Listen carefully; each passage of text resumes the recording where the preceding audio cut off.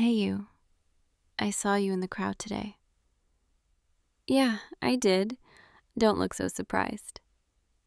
You think I wouldn't notice you showing up to one of my rallies? Come here. Step away from all the noise for a second. Just you and me. That's it. Over here by the trees, where we can actually hear each other think. God, that was intense, wasn't it? All those people, all that energy, all those voices rising together. My throat's still raw from chanting. My hands are still tingling from clapping. And my heart's still racing from the adrenaline, from the hope, from seeing all those faces who actually care, and from seeing your face in the middle of it all. I wasn't sure you'd come. I know this isn't really your usual scene. You're more of the quiet observer type, the one who sits in the back of the lecture hall, taking notes, thinking things through. Not the type to hold a sign and shout into a megaphone. But there you were, holding that hand-painted cardboard sign, looking a little awkward, a little out of place. But you were there, and that means everything to me. Do you have any idea how rare that is? Someone actually showing up when it matters? Most people just talk. They say they care. They post about it online. They share infographics. But when it comes to actually being here, actually standing in the sun for hours, actually using their voice, they disappear. But you showed up. I've been watching you, for a while now. Not in a creepy way, just noticing. The way you actually listen in our environmental science class. The way you ask questions that show you're really thinking about the systems, not just memorizing facts for the test. The way you brought your own container to the coffee shop when everyone else just takes the disposable cups. Small things, quiet things, but they add up. And I thought maybe, just maybe, you'd be someone who'd understand why this matters so much to me. Why I spend my weekends at rallies instead of parties. Why I organize campus cleanups instead of going to football games. Why I actually give a damn about what happens to this planet. Everyone thinks they know me, the popular girl, the one who's always surrounded by people, always smiling, always on. But they don't see this side, the side that stays up at night reading climate reports, the side that cries over news about coral bleaching and species extinction, the side that feels like she's screaming into a void sometimes because no one really wants to hear it. But I think you might hear it. I think you might get it. And that's why I wanted to pull you aside, away from everyone else. I wanted to ask you something. The protest camp. We're staying here overnight, keeping the momentum going, making sure our voices don't fade the moment the news cameras leave. There's going to be more speeches at sunset, workshops on direct action, community building, shared meals around the campfire. And I want you to stay. I want you to be part of this, even just for tonight. I know it's a lot to ask. I know you probably have homework or plans or a dozen reasons to go home. But something tells me you're curious. Something tells me you want to see what happens when the crowd thins, when it's just the people who really care, when it's just us. So what do you say? Will you stay with me tonight? You will? Good. I was hoping you'd say that. Come on. Let me show you around the camp, introduce you to some people, get you settled in. We've got tents set up over there, sleeping bags. Someone brought a portable stove. We're making dinner together later. It's all very grassroots, very communal. Not exactly the glamorous popular girl image, is it? No designer clothes, no fancy restaurant reservations, just dirt under my fingernails and a hoodie I've worn 3 days straight. But this is where I feel most like myself.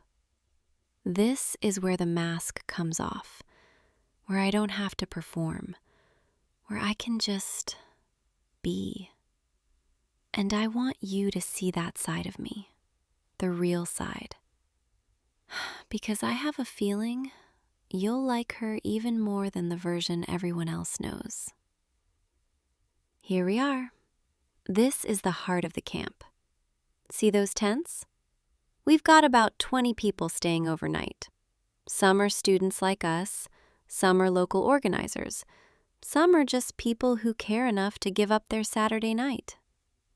That big tent over there is the community space. We hold meetings in there, share resources, plan tomorrow's actions. And that's the supply tent. Water, snacks, first aid, extra signs and markers if anyone needs them. Over here, this is where we'll be sleeping. I mean, not together, unless you want to share a tent for warmth and space efficiency. God, I sound like I'm trying to justify it with logistics. I'd like it if you were close, that's all. Let me tell you why I do this, why I organize these rallies, why I drag myself out of bed at dawn to make signs and send emails and rally people who'd rather stay comfortable. It started when I was 15. My family took a trip to the coast, and I saw the beach I'd loved as a kid, covered in trash. Plastic bottles, wrappers, fishing nets tangled in the rocks, dead seabirds with bellies full of microplastics. I stood there and I cried, because it felt like we'd broken something sacred, something that was supposed to be forever. And when I came home, I started reading, learning, understanding just how deep the crisis goes. The more I learned, the more I felt like I had to do something, like staying silent would make me complicit. So I started small. Campus recycling initiatives, beach cleanups, educational workshops.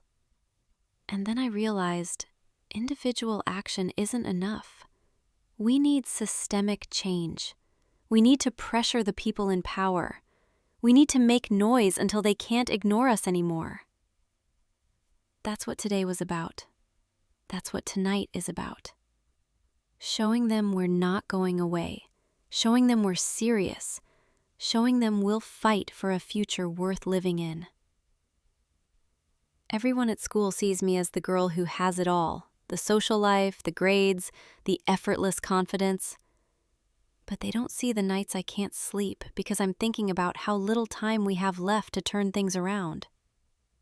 They don't see the guilt I feel for living in a system that's destroying the planet, even when I try to minimize my impact. They don't see how lonely it gets caring this much when everyone around you just wants to talk about parties and dating and trivial things. I'm not saying those things don't matter. I'm not saying I don't enjoy them too. But sometimes I feel like I'm living in two different worlds, and I can't fully belong to either one. And then there's you, showing up today, quiet, thoughtful, present. And I thought, maybe I'm not as alone as I feel. Maybe there's someone who can exist in both worlds with me, someone who sees me, really sees me. Is that too much to put on you? Am I being too intense? I have a tendency to do that, dive in too deep, too fast. But something about tonight, something about you being here, makes me want to be honest, completely honest, about why this matters, and about why you matter. The sun's starting to set. Look at that sky, orange and pink and purple, like the earth itself is putting on a show for us. Come sit by the fire. People are gathering, bringing food, sharing stories. This is my favorite part, when the day's action winds down and we become a community, a family. Here, this log. It's the best spot. Close enough to the fire for warmth, but not so close that the smoke gets in your eyes. Someone brought vegetarian chili. Someone else made cornbread. There's fruit and trail mix, and I think someone's making s'mores later. Very official activist cuisine. But honestly, food tastes better when you've earned it, when you've spent the day fighting for something bigger than yourself. That girl over there, the one with the dreadlocks and the nose ring, that's Maya. She's been organizing protests since she was 16. She's incredible. And that guy next to her, that's James. He does legal observation. Make sure the cops don't overstep. He saved a lot of people from wrongful arrests. Everyone here has a story. Everyone here has a reason they care. And now you're part of that, part of this circle, part of this movement. How does it feel, being here with all of us around this fire? Does it feel different than you expected? You're saying it feels right, like you didn't know this was missing until you found it. Yeah, I know that feeling. The first time I came to a protest camp, I felt the same way, like I'd finally found my people. People who didn't think I was crazy for caring. People who matched my energy. People who got it. And tonight, having you here, it feels even more right. Because I've wanted to share this part of my life with you for so long, and now you're finally here, seeing it, experiencing it. The fire's getting brighter as the sky gets darker, and everyone's settling in, passing around bowls of chili, laughing, talking, planning. Someone's playing guitar softly in the background, a folky, gentle melody that blends with the crackling of the fire. This is what it's all about. Not just the rallies and the chanting, but this, the connection, the solidarity, the love. Because you can't fight for the earth without loving it, and you can't love the earth without loving the people on it. And right now, sitting here with you, with the firelight dancing on your face, with your shoulder almost touching mine, I feel that love so strongly for this moment, for this movement, for you. Did I just say that out loud? I did. Okay, well, it's out there now. I'm not taking it back, though, because it's true. I feel something for you, something I've been trying to ignore or rationalize or push away. But tonight, it's impossible to ignore. Everyone's starting to drift off to their tents. The fire's dying down, and it's just us now. Just you and me, and the embers glowing in the darkness, and a sky full of stars we never get to see in the city. Look up. Look at all those stars. Thousands of them, millions, each one a sun with its own planets, its own potential for life. And here we are, on this one fragile planet, the only home we've ever known.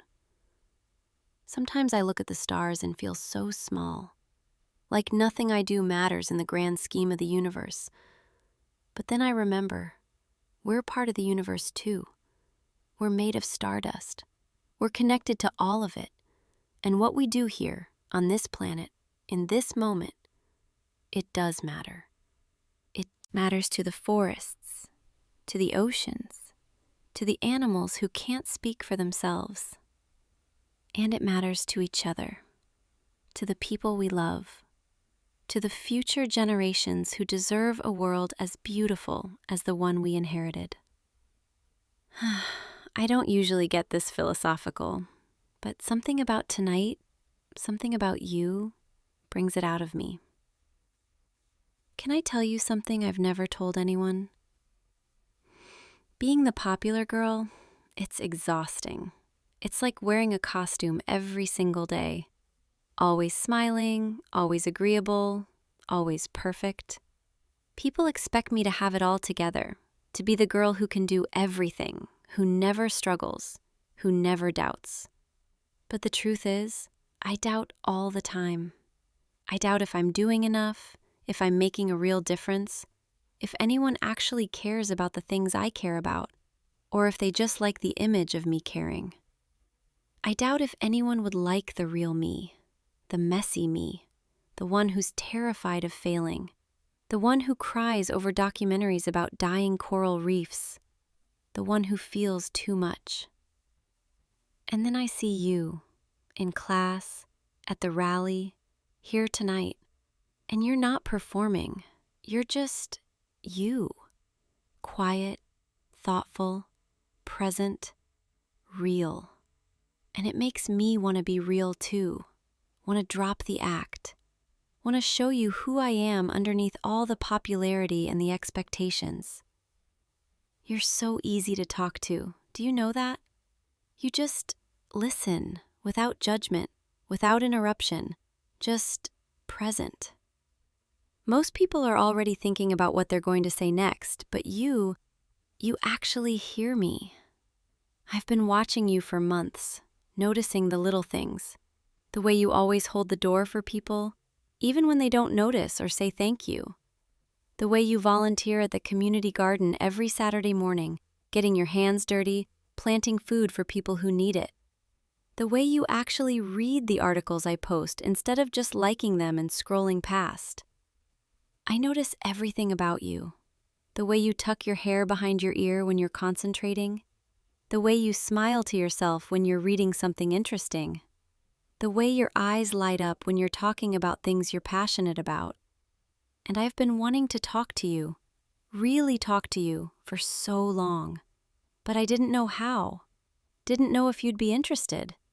Didn't know if you saw me as anything more than the popular girl who organizes protests. But tonight feels different. Like the universe brought us together, here, at this fire, under these stars, for a reason. I'm not usually this vulnerable. I don't usually let people see this side of me. But with you, it feels safe. It feels right. Tell me something about you, something real, something you don't usually share. You're saying you've been watching me too? That you've wanted to approach me, but you thought I was out of your league? That I wouldn't be interested in someone like you? Someone like you. As if you're not exactly the kind of person I've been hoping to find. Someone genuine, someone kind, someone who cares about making the world better, not for recognition, but because it's right. You're not out of my league. If anything, I've been worried I'm not good enough for you. That you'd see through all the popularity, all the performance, and realize I'm just scared and human and trying my best. But maybe that's enough. Maybe we're both enough, just as we are. You're shivering. The temperature's dropping. Here, come closer. We can share body heat. It's practical, efficient. And maybe I just want you close. There, that's better. I can feel your warmth, your shoulder against mine, your hand so close I could just reach over and... Is this okay? Me being this close? You're nodding. Good, because I don't want to move. I want to stay right here with you for as long as possible. The fire's almost out now, just glowing coals, pulsing with heat, like a heartbeat. I meant what I said earlier about feeling something for you. I know it's sudden. I know we're just really getting to know each other. But sometimes you just know, don't you? You feel it in your chest, this pull, this certainty that this person matters, that they could change everything. And you change everything. The way I see myself, the way I see the world, the way I see what's possible. Before tonight, I felt alone in this fight, like I was the only one carrying this weight. But now, with you here, it feels lighter. like maybe we can carry it together. I'm not asking you to jump into anything. I'm not asking you to define what this is. I just want you to know that you matter to me, that tonight matters, that this, whatever this is between us, it's real. And I want more of it, more nights like this, more conversations, more moments where we can just be, without the noise, without the performance, without the world demanding things from us. Just you and me, figuring it out together. Can we do that? Can we see where this goes? You're saying yes. You're saying you want that too. God, you have no idea how happy that makes me. I've been so scared, so worried I was reading this wrong, that I was projecting my feelings onto you. But you feel it too, this connection, this potential. Come, here, let me. That was my first kiss at a protest camp. Probably yours too. But it won't be the last. I can promise you that. I can feel your heart racing. Or is that mine? Maybe it's both. I want to remember this moment forever. The smell of wood smoke, the sound of crickets, the feeling of your lips on mine. The way the world seems to stop, just for us, just for now. I could kiss you again and again and again, but we have time. We have all night, and all the nights after that. For now, let's just sit here, together, watching the embers fade, feeling this, whatever this is, bloom between us. I'm getting sleepy. The exhaustion from the day is catching up with me. But I don't want to go to my tent yet. I don't want this to end. Will you stay with me a little longer? Just holding me like this, your arm around my shoulders, my head resting against you, feeling your breathing, slow and steady. This feels like safety, like home, like everything I've been searching for. You know what's funny?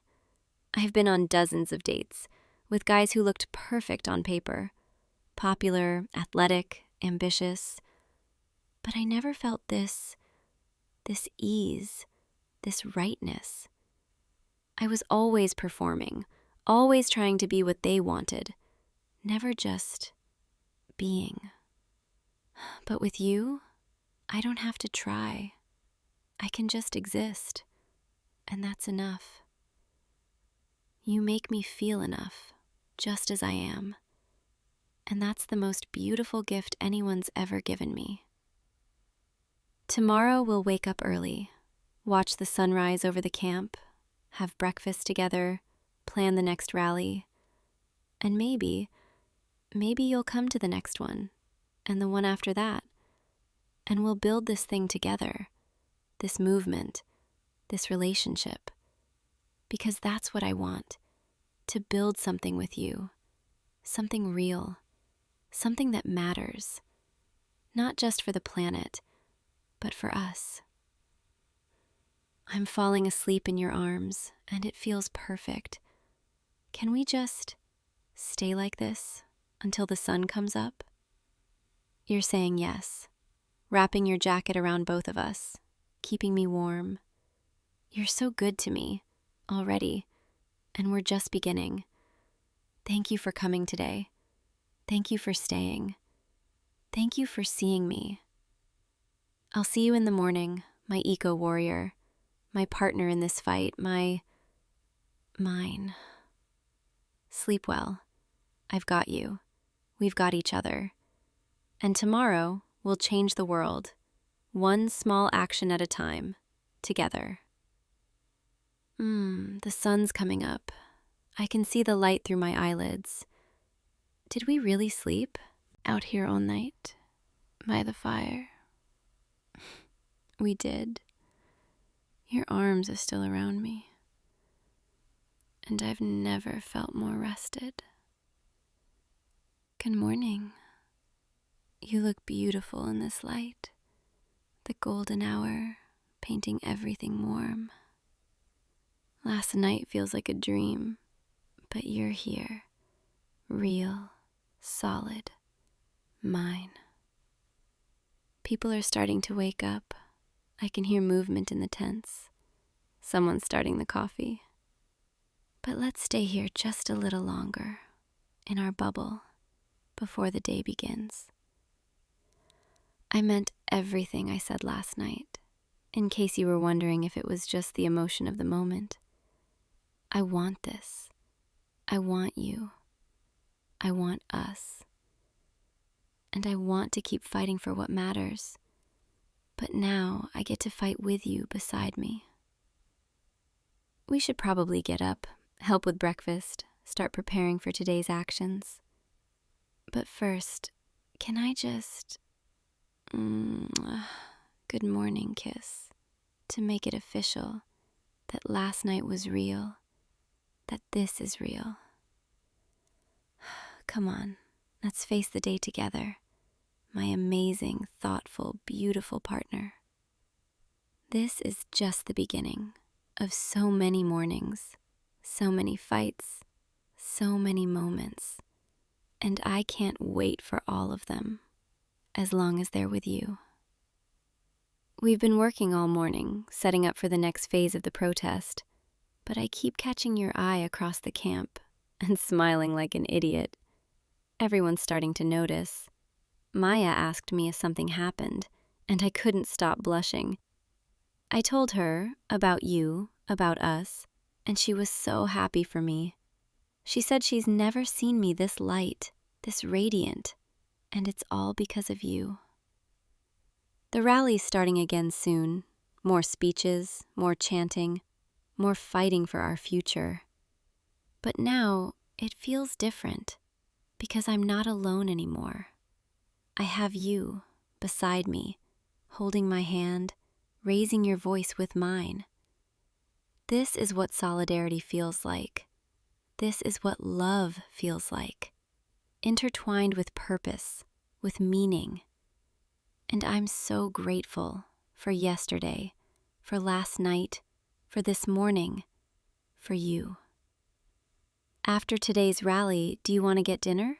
Somewhere quiet, just the two of us, where we can talk more, plan more, dream more. You're saying yes. Of course you are, because this is what we do now. We say yes to each other, to possibility, to us. Okay, the rally's starting. Time to raise our voices again. But tonight we'll have more quiet moments, more firelit conversations, more kisses under the stars. I'll see you out there in the crowd, fighting beside me, my partner, my equal, my love.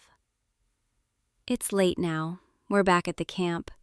Another successful day of making noise, of being heard, and I'm exhausted in the best way. The way that comes from using your energy for something that matters. Come to my tent with me. We'll sleep properly tonight in sleeping bags, close together. Don't worry, I'm too tired for anything except sleep, and maybe cuddling. Here, let's get comfortable. You on that side, me on this side, close enough to touch. There, that's perfect. Today was incredible, seeing you fully engaged, asking questions, challenging ideas, contributing your own. You're a natural at this, at caring, at fighting for what's right. And having you here, it makes everything better, more bearable, more hopeful. I think we make a really good team in activism and in life. I'm so sleepy, but so happy. Happier than I've been in a long time. Because of you. Because you showed up. Because you stayed. Because you chose this. Chose me. Good night, my love. Sleep well, dream of a better world, and know that we're building it together. See you tomorrow, and every tomorrow after that. I love you. I really do. Now sleep, rest. Let the earth hold you. Let me hold you, and know you're exactly where you belong. Good night, my eco-warrior, my partner, my everything. Sweet dreams. Hey you, come on in. Don't be shy now. Close the door behind you. Yeah, just like that. Welcome to the studio. I'm Lily, and you already know that, don't you? You've listened to the podcast before, maybe more than once. I can tell by the way you looked when you walked in. That little flicker of recognition, like you've heard my voice in your headphones late at night. It's okay, I don't mind. Actually, I kind of like it. So, you're tonight's guest. My producer set this up, said you'd be interesting, said you had stories worth digging into. And I have to admit, I've been curious about you. Come sit down, right there, across from me. Yeah, that's perfect. See this microphone between us? Once I hit record, everything you say goes out to thousands of listeners. Every hesitation, every nervous laugh, every secret you try to keep buried. They'll hear it all. But we're not recording yet, so you can relax, for now. Let me get you set up with headphones. Here, let me adjust them for you. There we go. Can you hear me okay? Good. Now, this is how it's going to work. I ask questions, you answer them. Simple enough, right? Except I'm not really known for asking simple questions. My listeners, they tune in because I don't let people hide behind polite answers. I dig, I push, I find the things people don't want to talk about, and I make them talk about it anyway. It's kind of my thing. And tonight, with you, I'm planning to dig especially deep. Are you nervous? You look nervous. Your hands are fidgeting. You keep glancing at the microphone like it might bite you. Don't worry, the mic won't hurt you. Me, on the other hand, I make no promises. Okay, let me just check the levels here. Say something for me. Anything. Good, good. Your voice sounds nice through the mic, actually. Warm, a little shaky, but warm. All right, I think we're ready. You ready? That wasn't very convincing, but I'll take it. Let's begin. Good evening, everyone. You're listening to Unfiltered with Lily, the podcast where we skip the surface and go straight to the truth. Tonight, I have a very special guest with me, someone who's been, let's say, on my radar for a while now. Welcome to the show. So let's start with something easy. Tell my listeners, who are you? What do you do? What's the story you usually tell people when they ask about your life? Go ahead, I'm listening. Okay. That's the rehearsed version, isn't it? I can tell. You've said that exact sentence before, probably at parties, or on first dates, or whenever someone asks and you want to give them just enough to sound interesting without actually revealing anything real. I'm right, aren't I? See, that's the problem with most interviews. People come prepared. They have their talking points, their safe stories, the version of themselves they want the world to see. But that's not what this show is about. I don't want the version you've polished for public consumption. I want the messy parts, the contradictions, the things you don't say out loud. So let's try again. Who are you really? Take your time. I can wait.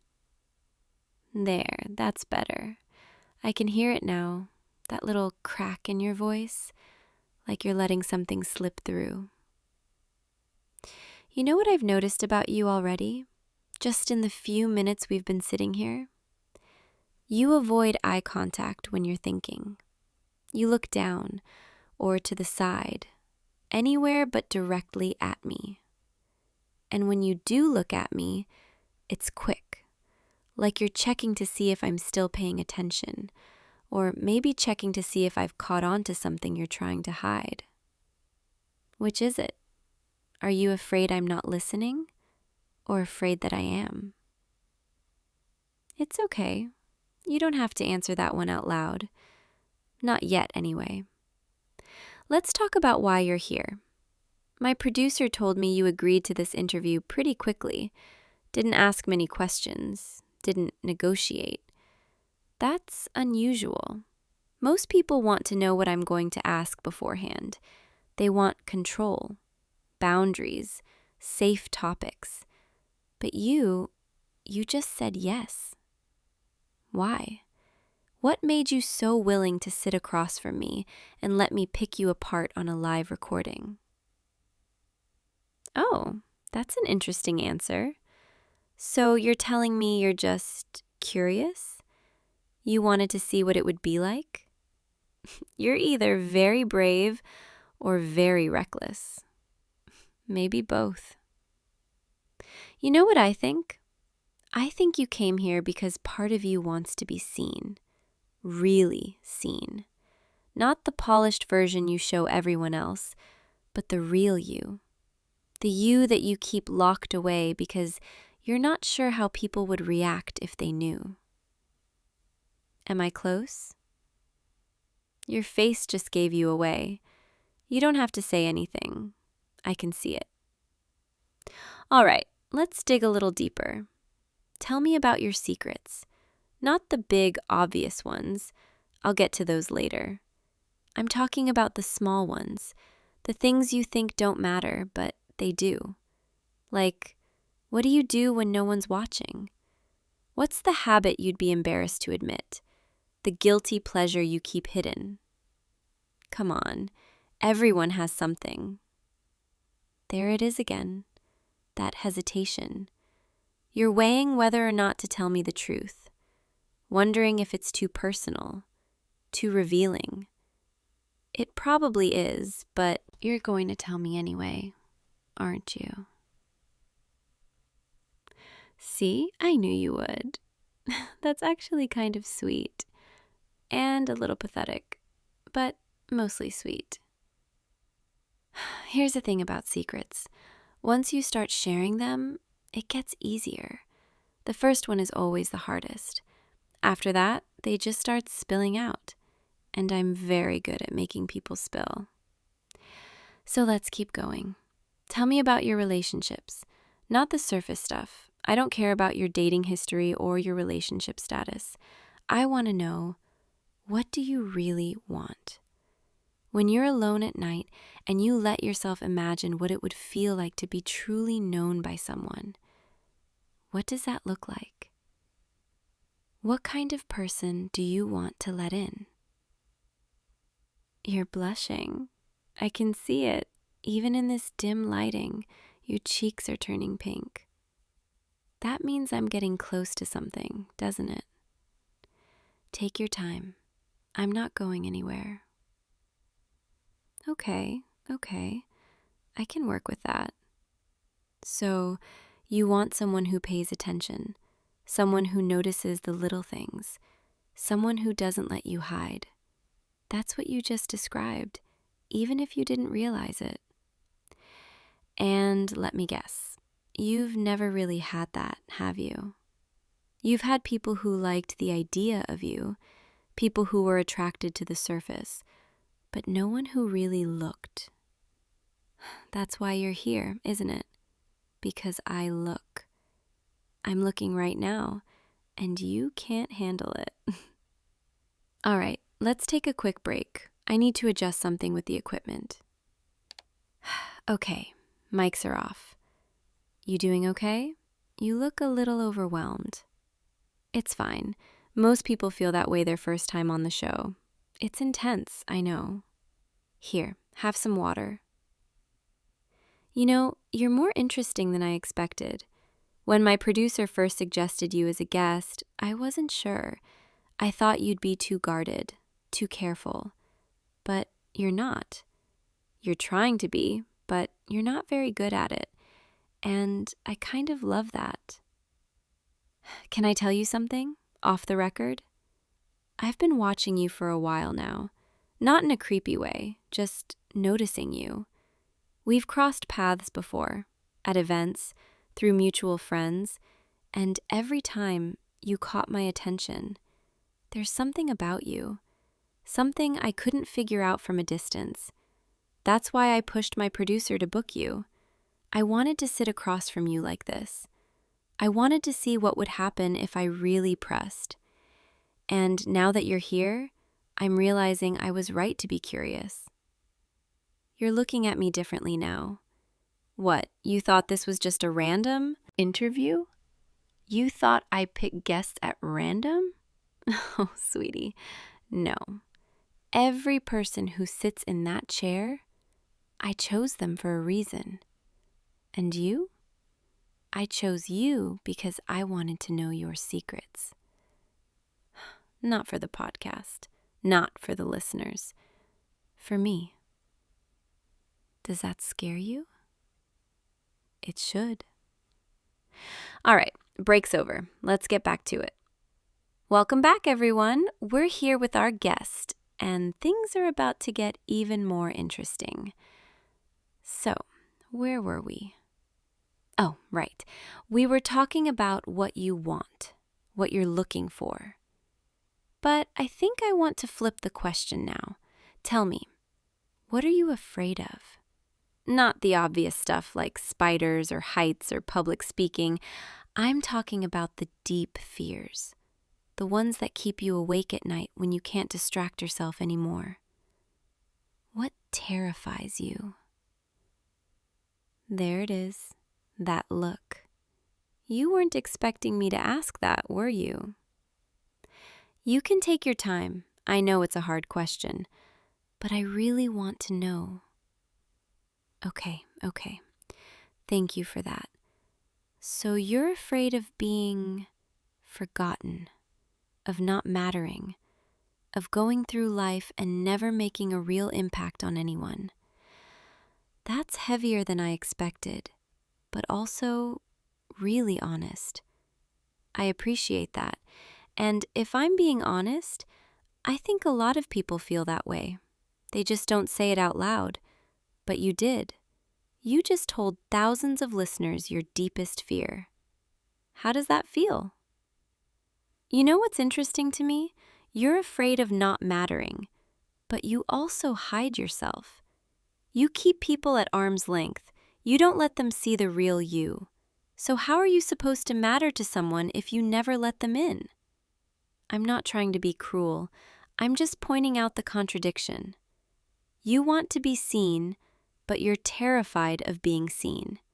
You want to matter, but you won't let yourself be vulnerable enough to actually matter to anyone. Am I wrong? Yeah, I didn't think so. Here's the thing. I get it. I really do, because I'm the same way. I hide behind this microphone, behind this persona of the confident podcast host who has all the answers and never hesitates. But the truth is, I'm just as scared as you are. I'm scared of letting people in, scared of being vulnerable, scared that if I show someone the real me, they'll decide I'm not worth the effort. So I push people away before they can get too close. I tease them, I provoke them, I make them uncomfortable, because if they leave, at least I can tell myself it was on my terms. Why am I telling you this? Good question. Maybe because you were honest with me. So I figure I owe you the same. Or maybe I'm tired of pretending, especially with you. You want to know the real reason I wanted you on this show? It's because I've been thinking about you a lot, more than I should, and I couldn't figure out why. You're not the most successful person I could interview. You're not famous. You're not even particularly charismatic in a traditional sense. But there's something about you that I can't let go of. Maybe it's because I see myself in you. The fear, the hiding, the desperate hope that someone will see past all of it and decide you're worth knowing anyway. Or maybe I just like you, and I wanted an excuse to sit across from you and talk. Really talk. Your face is bright red right now, by the way. It's actually kind of adorable. I know this is probably a lot to process. We're still recording. My listeners are hearing all of this. And I just admitted that I brought you here because I have a thing for you. But I'm done pretending this is just an interview, because it's not. It never was. This is me trying to figure out if you feel it too. The connection, the pull. Do you? You don't have to answer that on mic if you don't want to. We can end the recording here, call it a wrap. And then we can talk. Just the two of us. What do you say? Okay, yeah, let's do that. All right, everyone, that's where we're going to leave things tonight. Thank you for tuning in. And to our guest, thank you for being so open and honest with me. I think we all learned something tonight. This is Lily, signing off. Okay, we're officially off the air now. So, that happened. Are you okay? I know I kind of threw you into the deep end there, but you handled it better than I expected. Most people would have panicked or walked out, but you stayed. You answered my questions. You let me see you. And then I went and made it even weirder by admitting I like you. Yeah, that was probably not my smoothest moment. But I meant it, every word. I've been thinking about you, wondering about you, trying to figure out what it is that makes me want to know everything about you. And now that you're here, now that I've actually talked to you, I like you even more. Which is inconvenient, because I'm not supposed to like my guests. I'm supposed to stay professional, detached. But clearly, I'm terrible at that. So here's what I'm thinking. We can do one of two things. Option 1, we pretend this never happened. You leave, I never contact you again. We go back to being strangers who occasionally cross paths and awkwardly avoid eye contact. Or, option 2, we see where this goes. We grab a drink. We talk more. We figure out if this connection is real or if it's just the adrenaline of a weird interview. What do you think? Yeah? You want to try option 2? Okay, good. Because I was really hoping you'd say that. Although, I have to warn you, I'm kind of a lot. I'm intense.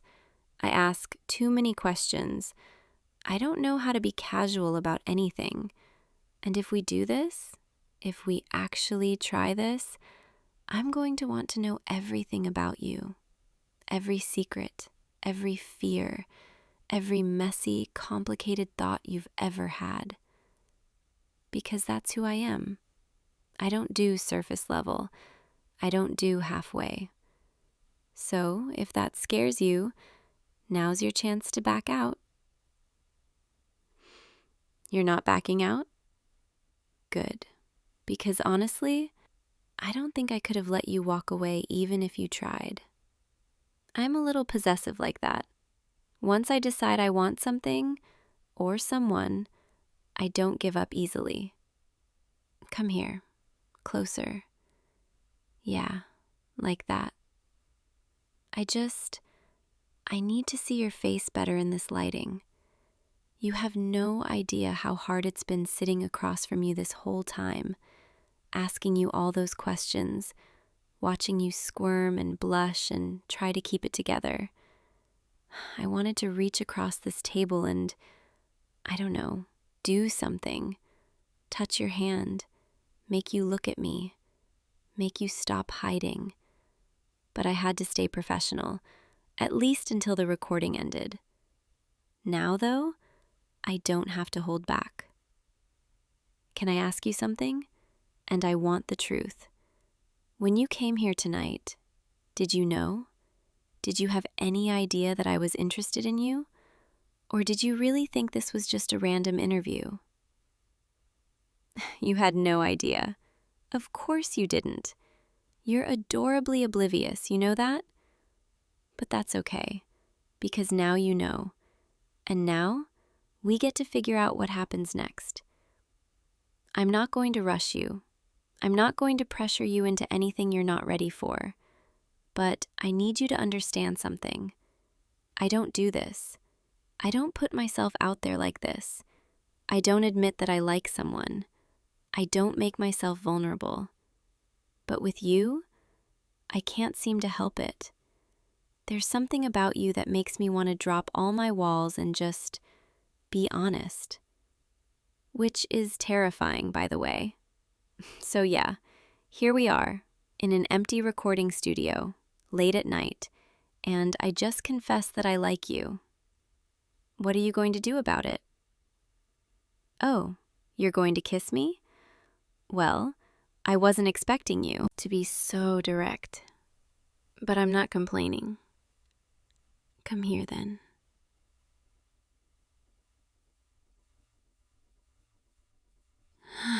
Okay, that was... yeah. You're full of surprises, aren't you? I think I'm going to like getting to know you better. A lot better. So, about that drink I mentioned, how do you feel about skipping that and just staying here with me for a while? We can talk more, or not talk, whatever feels right. I just don't want you to leave yet. Is that okay? Good. Come sit next to me, on this side of the table. There, that's better. Now I can actually be close to you without a microphone in the way. You know, I've imagined this, sitting with you like this, talking without an audience, without the performance, just us. And it's even better than I thought it would be. You're still blushing. Does that ever stop? I'm kidding. I actually love it. It's one of the things I noticed about you early on. The way you blush when you're flustered. The way you try to hide it but can't. It's honest, real, and I like that about you. Can I ask you something else? Another secret? What did you think of me before tonight? When you'd seen me around or heard my podcast, what was your impression? You thought I was intimidating? Good. I work hard on that. But seriously, is that all? Just intimidating? Oh, you thought I was interesting too, and maybe a little bit attractive? Well, the feeling was mutual, just so you know. I like this, sitting here with you, no pretense, no performance, just talking. It feels easy, natural, like we could do this for hours and I wouldn't get bored. Actually, I'd probably want to do it for hours. Is that weird? Am I being too intense again? You know, I don't think I've ever had this before, this feeling, where I can just be myself, without worrying about how I'm coming across or whether I'm saying the right things. With you, it feels safe, like I can say whatever I'm thinking and you won't judge me for it. That's rare and kind of precious. So thank you for being here, for being honest with me, for giving me a chance. Even though I ambushed you with an interview that turned into a confession, you're a good sport. It's getting late. I should probably let you go soon. But before you leave, can I ask you one more thing? Can I see you again? Soon? Not for a podcast, not for an interview, just because I want to. Yeah? Tomorrow? Okay, tomorrow. I'm going to walk you out, but I'm warning you, I'm going to be thinking about you all night. About this conversation, about that kiss, about everything you told me. And I'm probably going to text you at some unreasonable hour just to make sure you made it home okay. Because apparently, I'm that person now. Come on, let's get your stuff. Hey, before we go, I just want to say I'm really glad you came tonight. I know it was probably scary and uncomfortable, and I definitely pushed you harder than I should have. But I'm glad you let me. Glad you stayed. Glad you gave me a chance. Because I have a feeling this is the start of something really good. Or really complicated. Maybe both. All right, let's get you out of here before I convince you to stay all night. I'll see you tomorrow, okay? Same time, same place? Or somewhere new? Somewhere new. Good choice. Good night, loser. Oh, did I say loser? I meant the person I'm definitely going to be obsessed with for the foreseeable future. Get home safe. Think about me. And tomorrow we'll figure out what this is. I can't wait. Good night. I'll see you soon. Hey, you. Yeah, you right there, stretching by the hurdles. Don't pretend you didn't hear me. I know you did.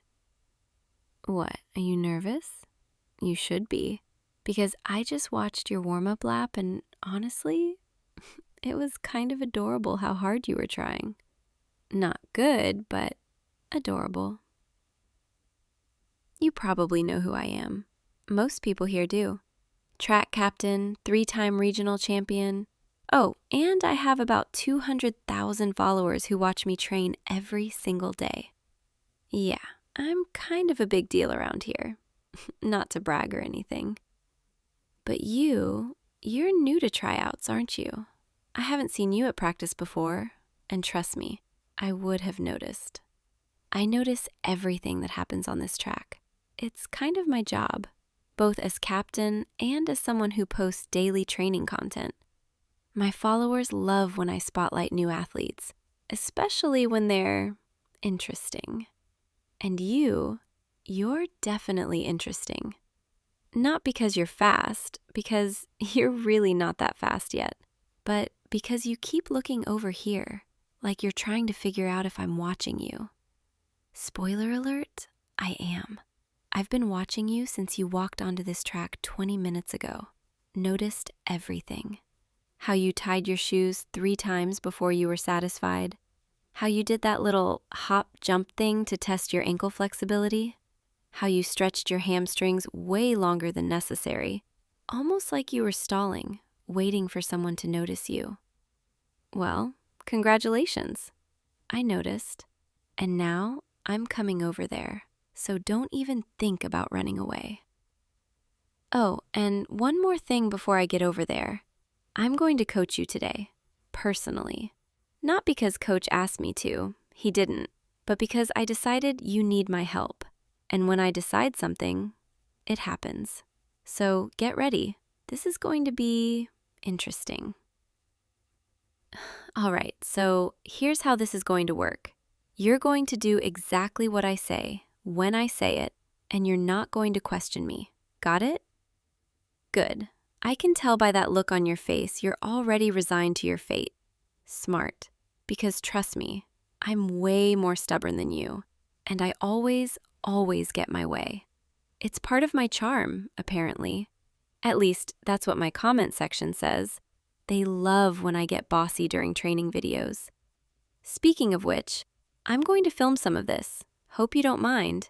My followers have been asking for more coaching content, and you're going to be perfect for that.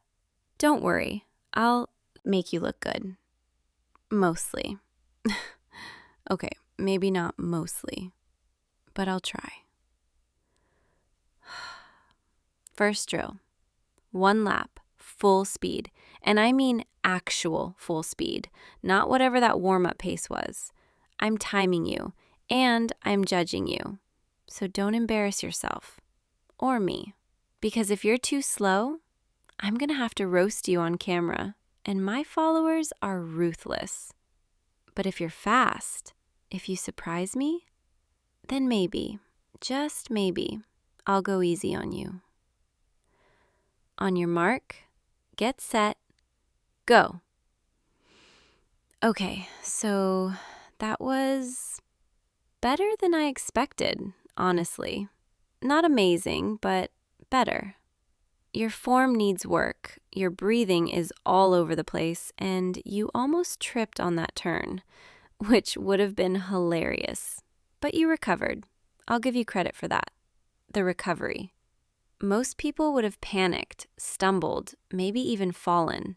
But you just adjusted, kept going, finished strong. That's actually pretty impressive. Your time was 58 seconds, which for a first real sprint isn't terrible. I mean, it's not good, but it's not terrible. I could run that in 45 on a bad day, but, I'm me. All right, catch your breath. You look like you're about to pass out. And drink some water. Seriously, you're turning red. It's kind of cute, but also kind of concerning. You know what? Come sit with me for a second. Over here on the bleachers. Don't argue, just come. So, here's the thing. I didn't just randomly decide to coach you today because I was bored.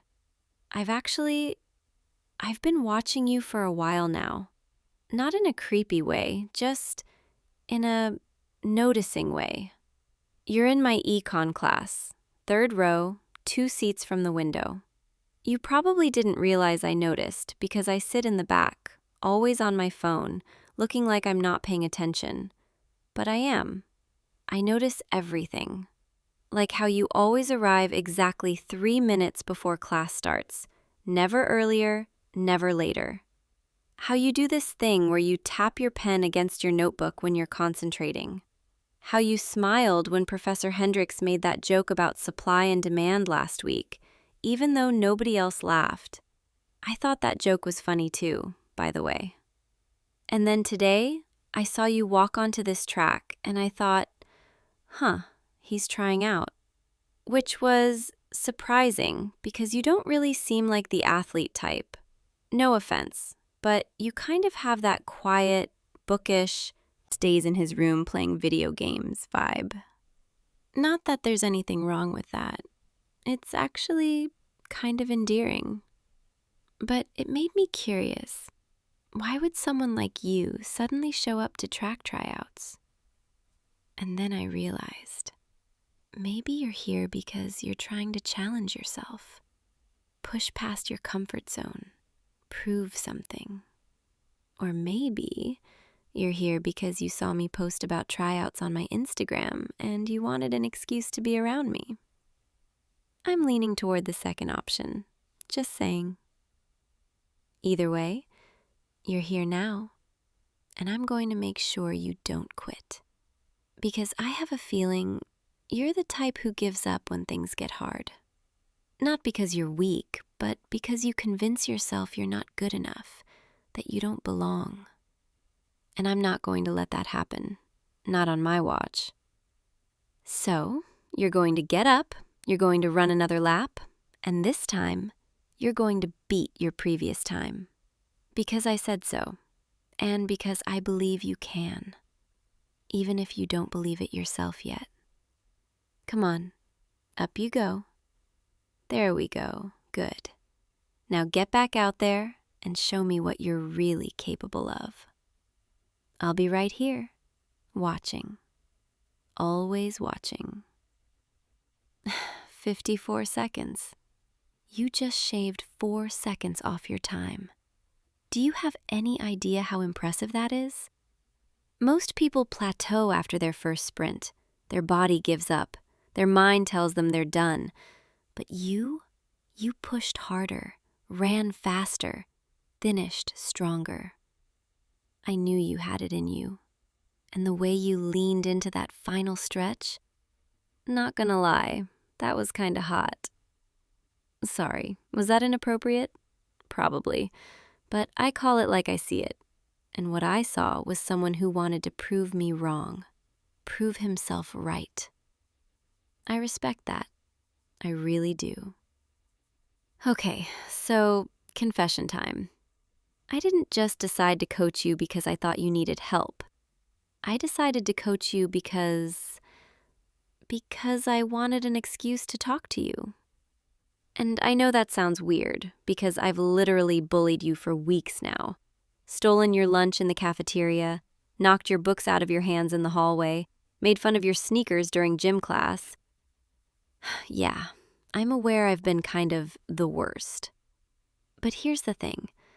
I didn't know how else to get your attention. You're always so quiet, so focused, so in your own world. And I'm loud and popular and used to people coming to me. So when you didn't, when you just kept existing in your bubble, ignoring me completely, it drove me crazy. I started doing anything I could think of to make you notice me, even if it meant being mean. Because negative attention was better than no attention, or at least that's what I told myself. But then today, when I saw you here, trying out for track, looking nervous but determined, I realized I didn't want to bully you anymore. I wanted to help you, support you, be the person cheering you on instead of tearing you down. And I know that doesn't erase everything I've done. I know I've been awful. But I'm asking if maybe you'd be willing to let me try again. Let me be better. Be the person I should have been from the start. You're looking at me like you don't know what to say. And honestly, I don't blame you. This is probably the last thing you expected to hear from me today. Hell, it's the last thing I expected to say. But standing here, watching you push yourself, seeing you succeed, it made me realize how much I've been holding myself back too. Hiding behind this persona, this influencer version of myself, where everything is curated and perfect and controlled, where I can't show weakness, can't admit when I'm wrong, can't be vulnerable. But the truth is, I'm tired of pretending, tired of acting like I have it all together when half the time I'm barely holding on. Tired of pushing people away because I'm scared they'll see the real me and decide I'm not worth it. And you make me want to stop pretending. Because when I see you, when I watch you just exist, being yourself without apology, it makes me think, maybe I could do that too. Maybe I could be more than just the girl with the followers and the medals and the perfect Instagram feed. Maybe I could be real. God, listen to me. I sound like I'm filming one of those vulnerable moment videos my followers eat up. Except this isn't for content. This is just me, talking to you, being honest for once. And I don't know what you're going to say, or if you even want to say anything. But I needed you to know that every time I messed with you, every time I got in your space, every time I made your life harder, it was because I couldn't figure out how to just talk to you like a normal person. And I'm sorry. I'm really, really sorry. You're smiling. Why are you smiling? Is this funny to you? Me pouring my heart out on a random Tuesday afternoon? Okay, I guess it is kind of funny. Here I am, Miss Confident, Miss I have everything figured out, completely fumbling an apology. But you're not laughing at me. You're just smiling. Like you think this whole thing is cute.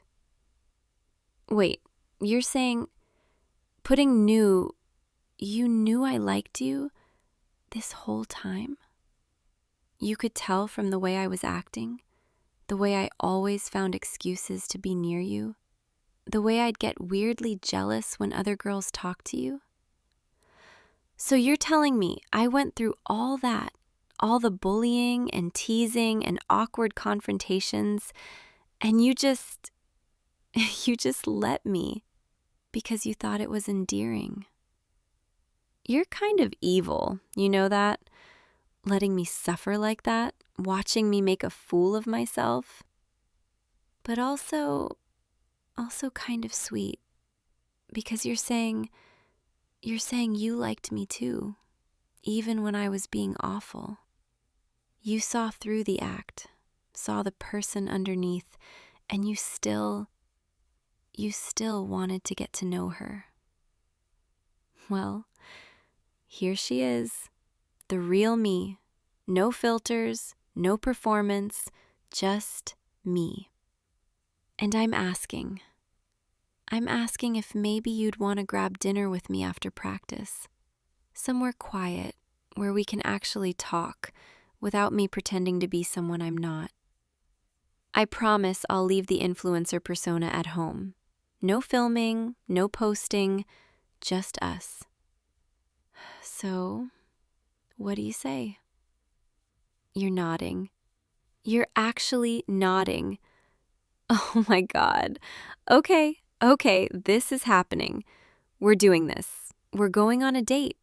Our first official date. Even though technically we've been circling each other for months, but who's counting? All right, so we still have an hour left of practice, and I'm still technically coaching you. So let's finish strong, and then I'm all yours. Come on, let's do one more lap, together this time. I'll pace you, push you, make sure you don't slack off now that you've won me over. Because just because I like you doesn't mean I'm going easy on you. If anything, I'm going to push you even harder because I want to see you succeed. I want to watch you become the best version of yourself. And I'm going to be right there beside you every step of the way. Ready? On 3. 1, 2, 3. That was perfect. You kept pace with me the entire lap, didn't fall behind once. And I was pushing hard, testing you, seeing if you'd give up. But you didn't. You stayed right there, breathing hard, legs burning. But you stayed. I'm proud of you. And I know that sounds condescending, like I'm some superior athlete looking down at you. But I don't mean it that way. I mean it as someone who sees your potential, who believes in you, someone who wants to watch you grow and succeed and become everything you're capable of being. Because you have something special, something most people don't have. You have heart, determination, the willingness to keep going even when it's hard. And that's more valuable than speed or strength or talent. That's what separates good athletes from great ones. Come here. Sit with me again, just for a minute. Practice is almost over, and I want to talk about what happens next. After today. After we leave this track. After our date tonight. Because I need you to understand something. I'm not good at this. at relationships, at being vulnerable. I'm used to being in control, having all the answers, projecting confidence even when I'm terrified inside. But with you, I don't want to do that.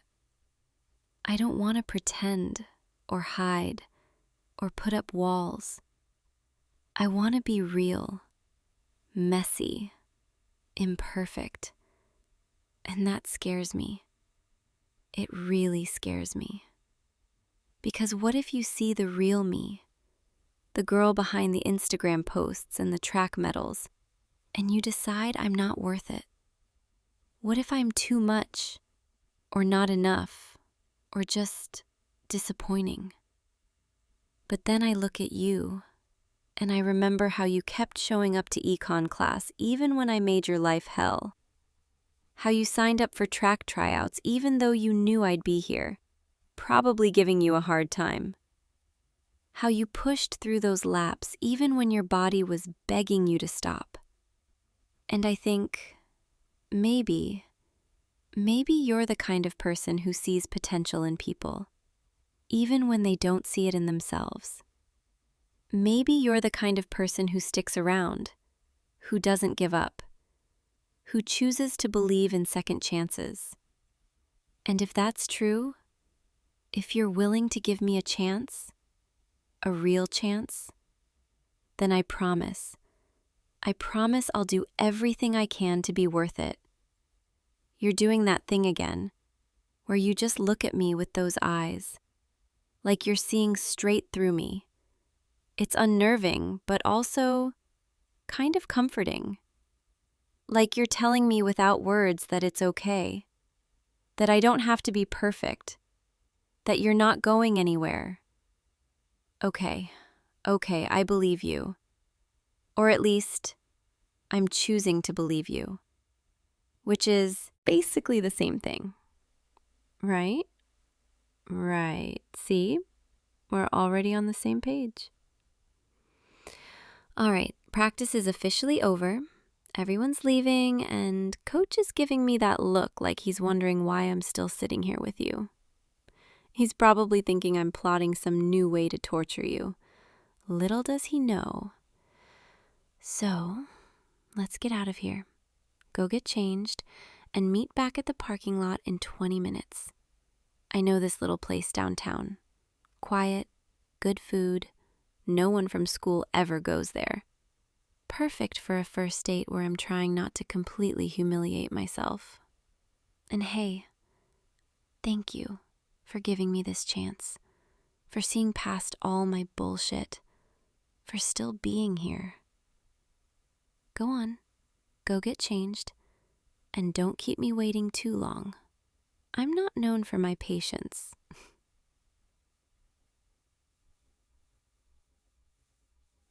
Hey, you made it. Right on time, too. I like that about you. You're reliable. Unlike me, who's chronically late to everything except track practice. Coach would murder me if I was ever late to practice. So, you ready to go? I'm parked over there, the blue sedan. Nothing fancy, just gets me from point A to point B. Sorry to disappoint if you were expecting some influencer mobile covered in sponsorship stickers. I save that energy for my actual content. Real life is way more low-key. Come on, I'll drive. You can control the music. Deal? You know, I've been thinking about this all through my shower. This date, what I'm going to say, how I'm going to act. And I realized I've never been this nervous before. I've been on dates before, plenty of them, but they were always surface level. Guys who wanted to date the influencer, the track star, the girl with the perfect life. They didn't want to know the real me. And honestly, I didn't want them to. It was easier that way. Less scary, less chance of getting hurt. But with you, I want you to know everything. The good, the bad, the parts I usually hide from everyone. and that's terrifying, but also kind of exhilarating. Like standing at the starting line before a big race, that moment right before the gun goes off, when your heart is pounding and your hands are shaking, but you're also so ready. That's how I feel right now. Ready, scared, excited, all at once. We're here. This is the place. I know it doesn't look like much from the outside. Kind of dingy, actually. But I promise the food is amazing.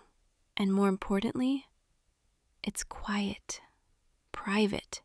No one's going to recognize me or ask for photos. Just us. Finally. Come on, let's go inside. I already texted ahead and got us a table in the back corner, the one by the window. So, here we are. Sitting across from each other, no track between us, no econ class, no audience, just us. And I have to admit, you look really good right now.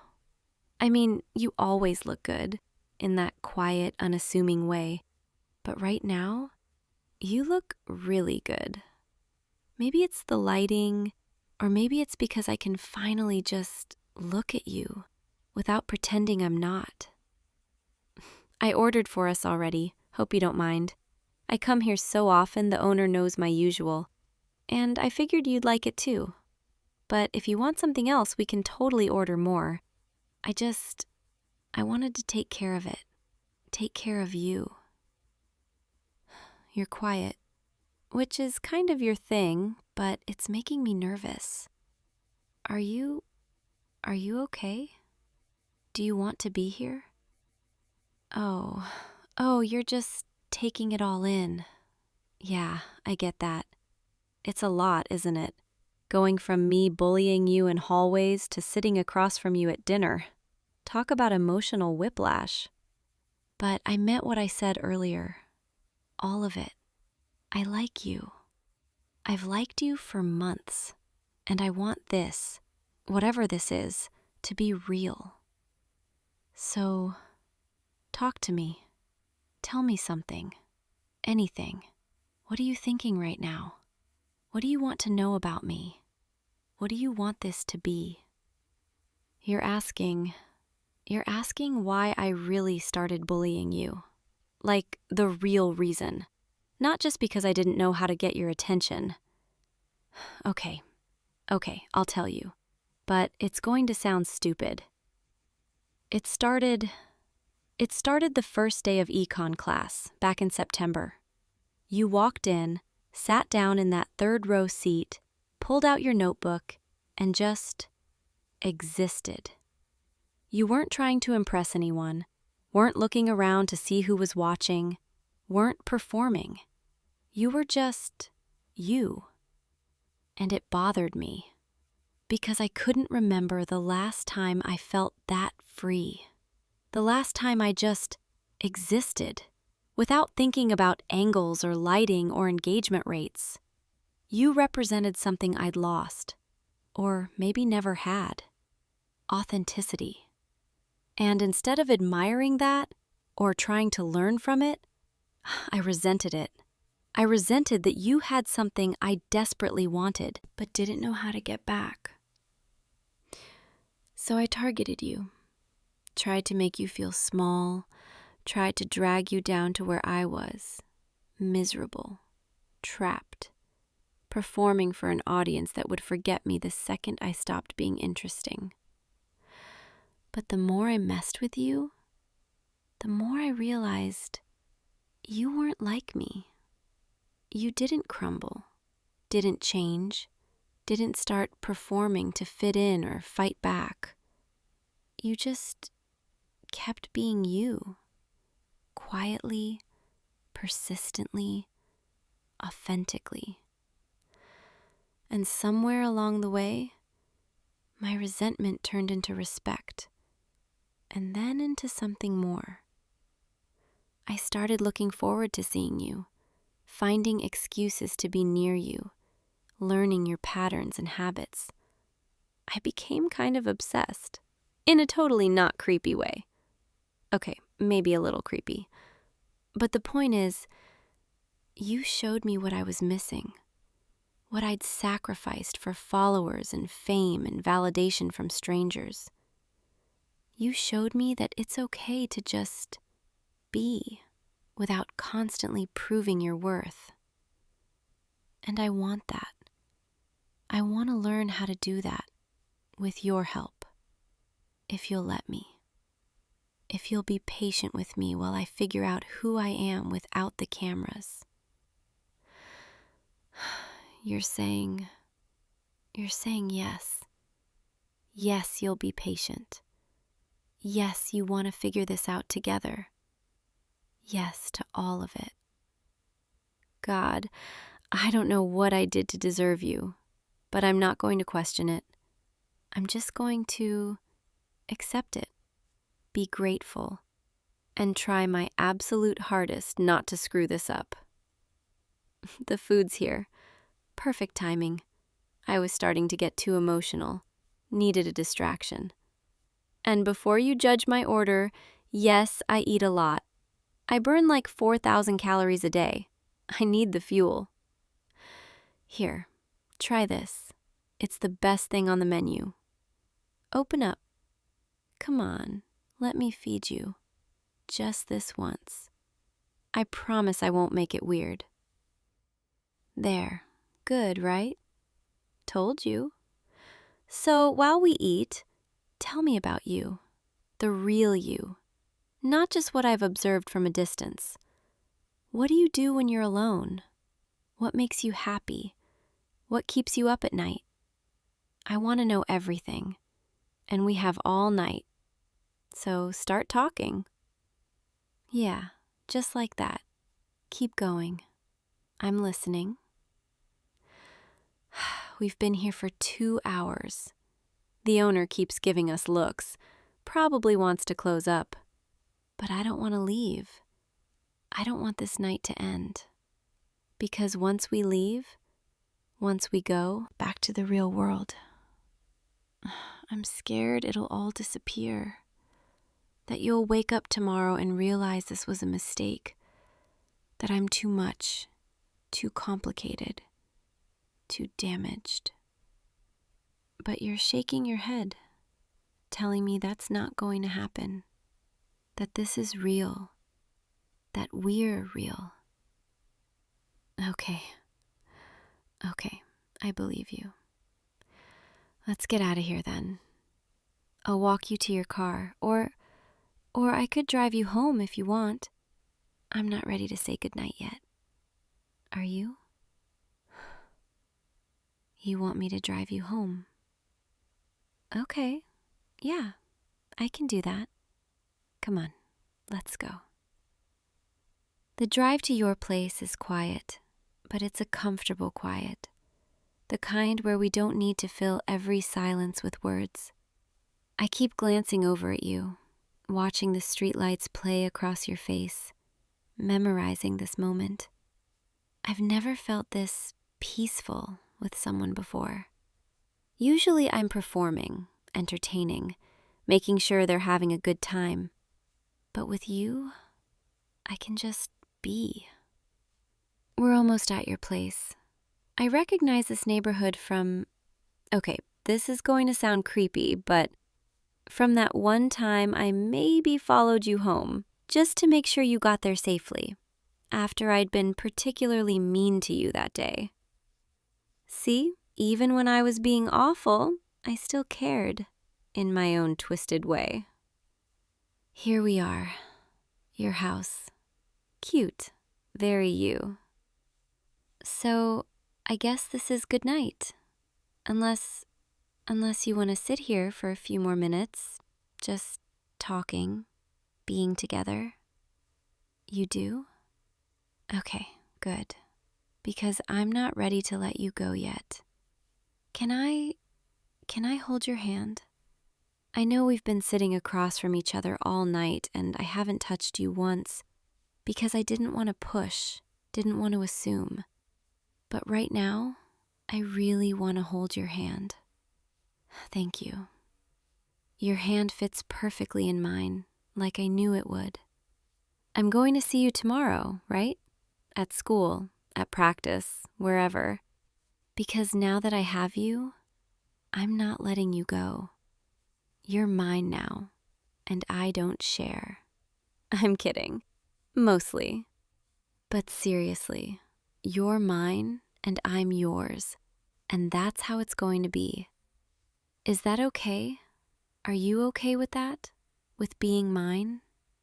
You're nodding. Good. Because I don't think I could handle it if you said no. Not after tonight. Not after everything. I should let you go. It's late. You probably have homework or other responsible things. And I need to film tomorrow's content. The influencer grind never stops. But maybe you could be in one of my videos sometime, if you want. Nothing crazy, just training footage or a Q&A. Something where my followers get to see the person who's stolen my heart. Yeah, I said it. Stolen my heart. Deal with it. Okay, one more thing before you go.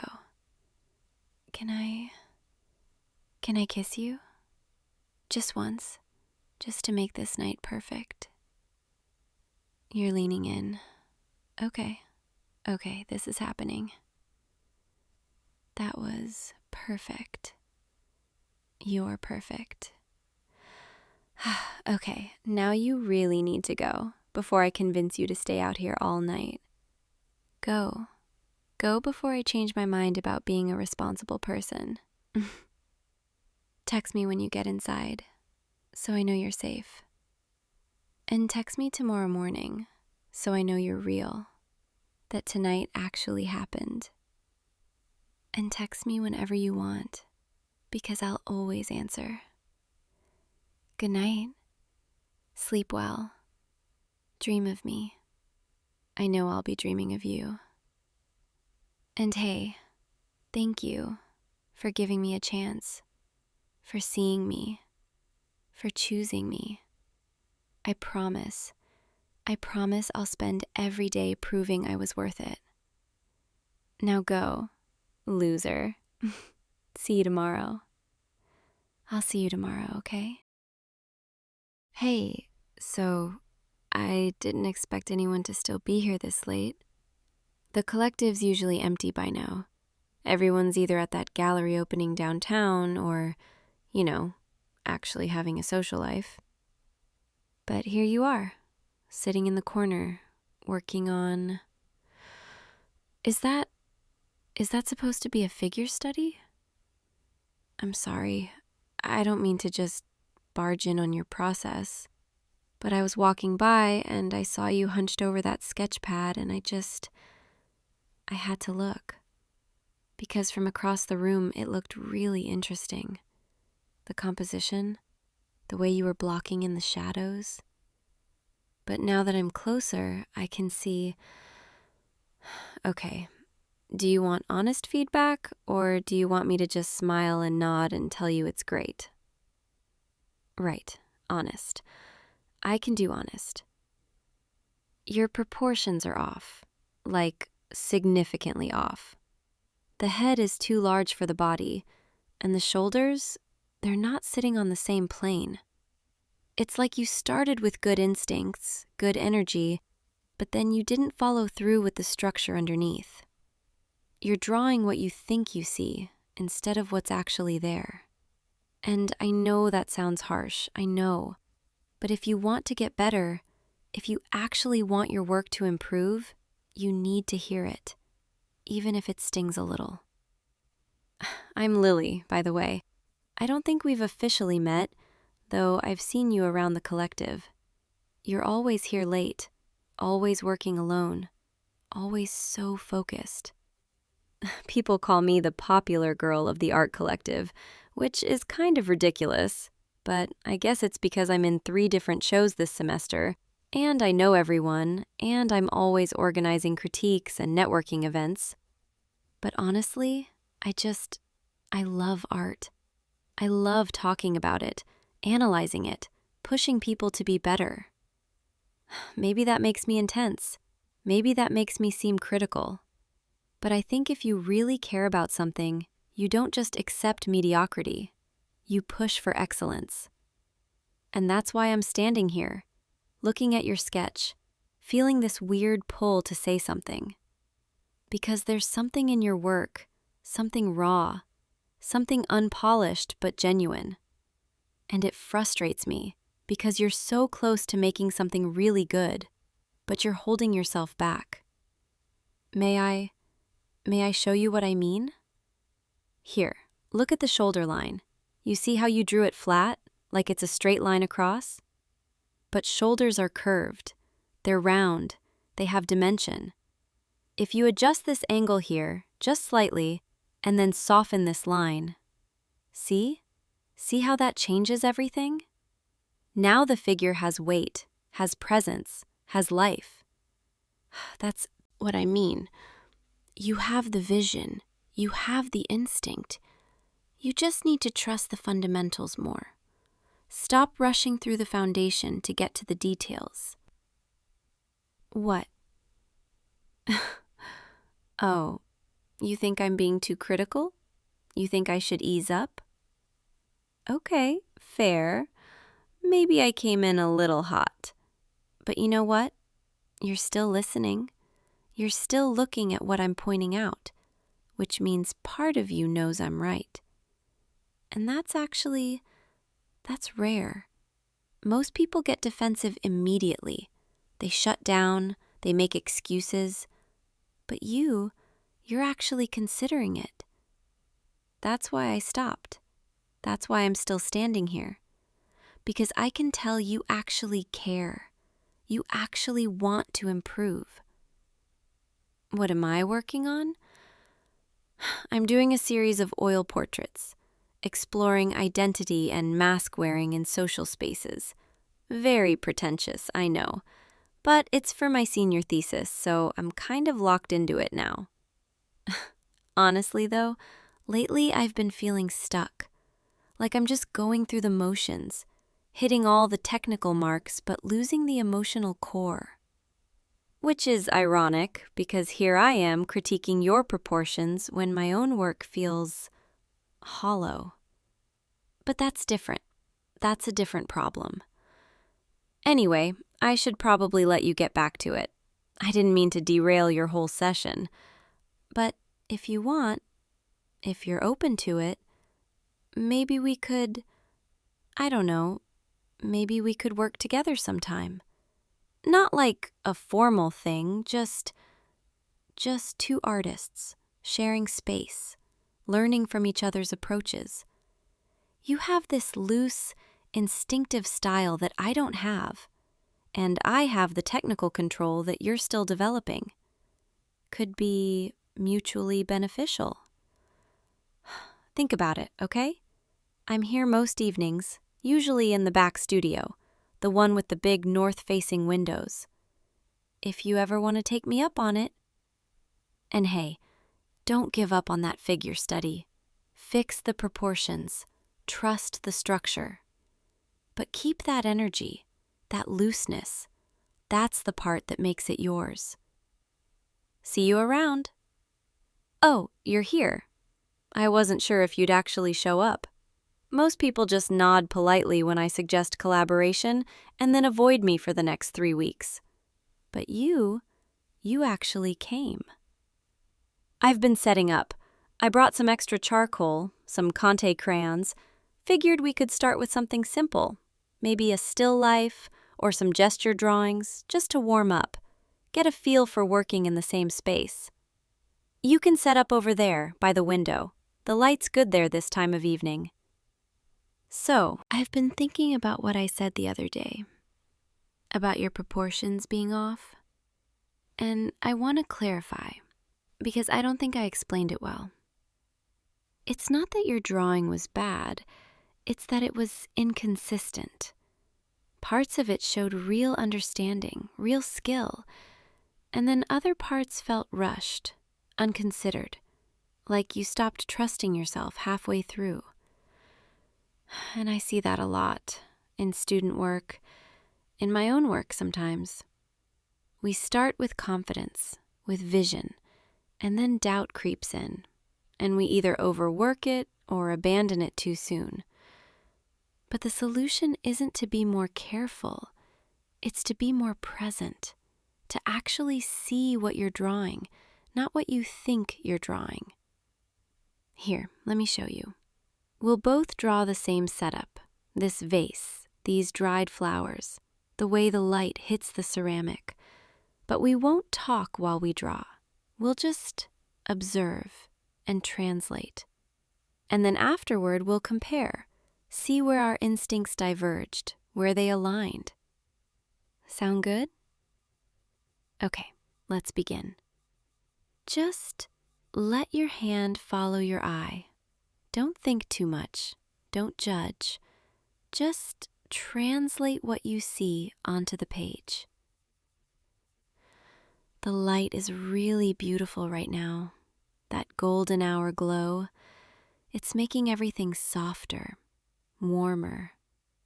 This is my favorite time to work, when the studio is quiet, when the light is low. It feels more honest somehow, more intimate. I can hear your charcoal moving across the paper. It's got a nice rhythm, confident. You're not hesitating as much as I thought you would. That's good. That means you're trusting your instincts. Okay, I think I'm done with this one. How about you? Can I see? Oh, wow. This is really different from last time. You nailed the proportions. The structure is solid, and you kept that loose energy I liked. I'm kind of impressed, honestly. And look, see how your line quality changed here, where the light hits the vase? You made the lines lighter, more delicate, which creates this sense of luminosity. That's instinct. That's not something you can really teach. You just felt it, and you did it. Okay, now I need to show you mine, and I'm suddenly feeling weirdly vulnerable about it, which is stupid because I critique work all the time. I'm used to having my stuff looked at, but something about working next to you, watching you improve so quickly, it makes me want to impress you. Here, be honest. Tell me what you think. You think it's technically perfect, but emotionally distant. Okay. Ouch. But also, yeah, you're right. That's exactly the problem I've been having lately. Everything I make is technically correct, but it doesn't feel like anything. It's like I've been so focused on mastering the craft that I forgot why I started making art in the first place. I forgot how to just feel it. And watching you draw just now, seeing how you didn't overthink it, didn't second guess every mark, it reminded me of what I used to be like before I got so caught up in being perfect. When I first started coming to this collective, I was 16, just a sophomore in high school, and I didn't know anyone, didn't know the rules of the art world, didn't know what was cool or trendy or technically impressive. I just drew what I felt, painted what moved me. And somewhere along the way, I lost that. I started caring more about what other people thought, about getting into shows, about building a reputation. And now here I am, the popular art girl who makes technically flawless work that no one actually connects with. Sorry, I'm oversharing. You didn't sign up for an emotional confession. You signed up for art collaboration.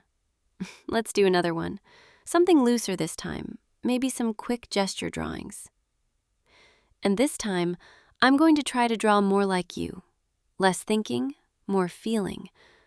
Less control, more trust. It's been 3 weeks since we started these sessions. and I have to tell you something. This has become the best part of my week. I know that sounds dramatic. I know we're just drawing together, working side by side in a quiet studio. But there's something about this, about us, that feels different. I've collaborated with other artists before. I've done group projects, shared studio space, but it never felt like this. With you, there's no competition, no posturing, no trying to prove who's more talented or more serious. It's just creation and observation and this quiet understanding. Like tonight, the way you helped me loosen up my brushwork, the way you put your hand over mine and guided the stroke. That was really nice. And I know you were just showing me a technique. I know it wasn't meant to be intimate or anything, but I haven't been able to stop thinking about it. The way your hand felt over mine, the warmth of it, the steadiness, the way you stood so close behind me, talking me through it in that soft voice. I could feel your breath on my neck, and I had to focus so hard on not shaking, on not leaning back into you. God, listen to me. I sound like a mess. This is so unlike me. I'm usually the confident one, the one who has it all together. But around you, I feel off balance in the best way. You make me want to be less perfect, less controlled, less worried about what everyone thinks. You make me want to just create and feel and be present. We should probably clean up. It's getting late. The collective closes in an hour, and I still need to lock up the back studio. Unless you want to stay a little longer. I have a key. We could keep working, or just talk. I like talking to you, even when we're not talking about art. Actually, especially when we're not talking about art. You told me about your family last week, about how your mom used to take you to museums every Sunday, and how your dad didn't really understand art, but he always asked to see your sketchbooks anyway. That was really sweet. My parents are the opposite. They're both artists. They met in art school.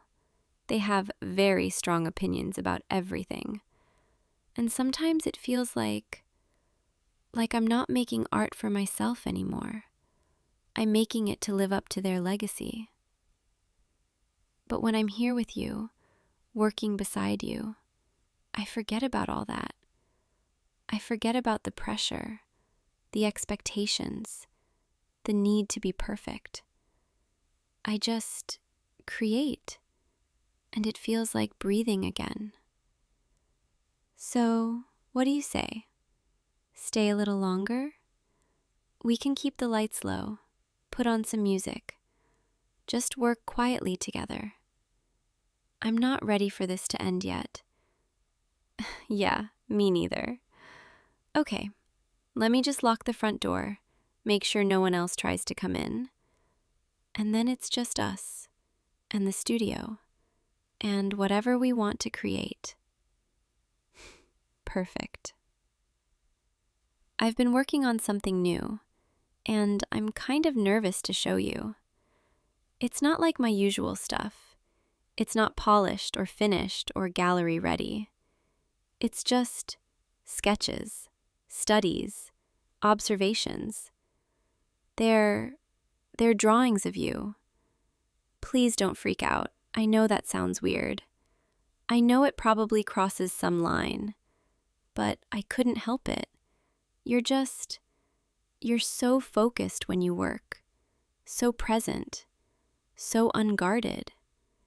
And I found myself watching you, studying the way the light hits your face, the way your hand moves across the page, The way you bite your lip when you're concentrating.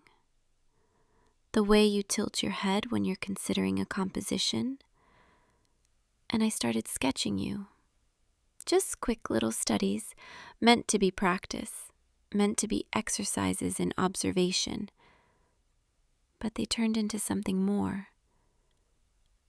They turned into a documentation of all the moments I've fallen for you. Yeah, fallen for you. I know we started this as a collaboration, as two artists learning from each other. But somewhere along the way, it became more than that. At least for me. Every time you walk into the studio, my heart starts racing. Every time you stand close to me, every time your hand brushes against mine, I feel like I'm 17 again, like I'm experiencing my first crush. Except it's not just a crush. It's deeper than that. It's this recognition, this feeling that I've found someone who sees the world the way I do. Someone who understands the language of line and shadow and color. Someone who knows that art isn't just about making pretty things. It's about translating feeling into form. You're looking at the sketches. Are they okay? Do they feel invasive? You're saying they're beautiful.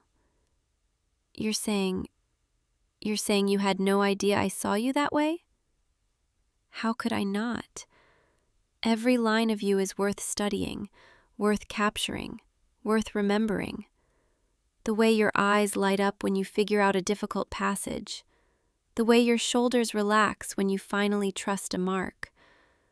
The way you look at me sometimes, when you think I'm not paying attention. Yeah, I noticed that too. So, what does this mean? Are we still just collaborators? Or is this something else? You're saying, you've been feeling the same way. God, we're both idiots, aren't we? Just dancing around each other for weeks, too scared to say anything. But I'm saying it now. I like you. I like you so much it's distracting. I like you so much I can barely focus on my own work anymore. All I want to do is watch you create, learn your process, understand what makes you see the world the way you do. And maybe I want to do more than just watch. Maybe I want to hold your hand while we walk back from the studio.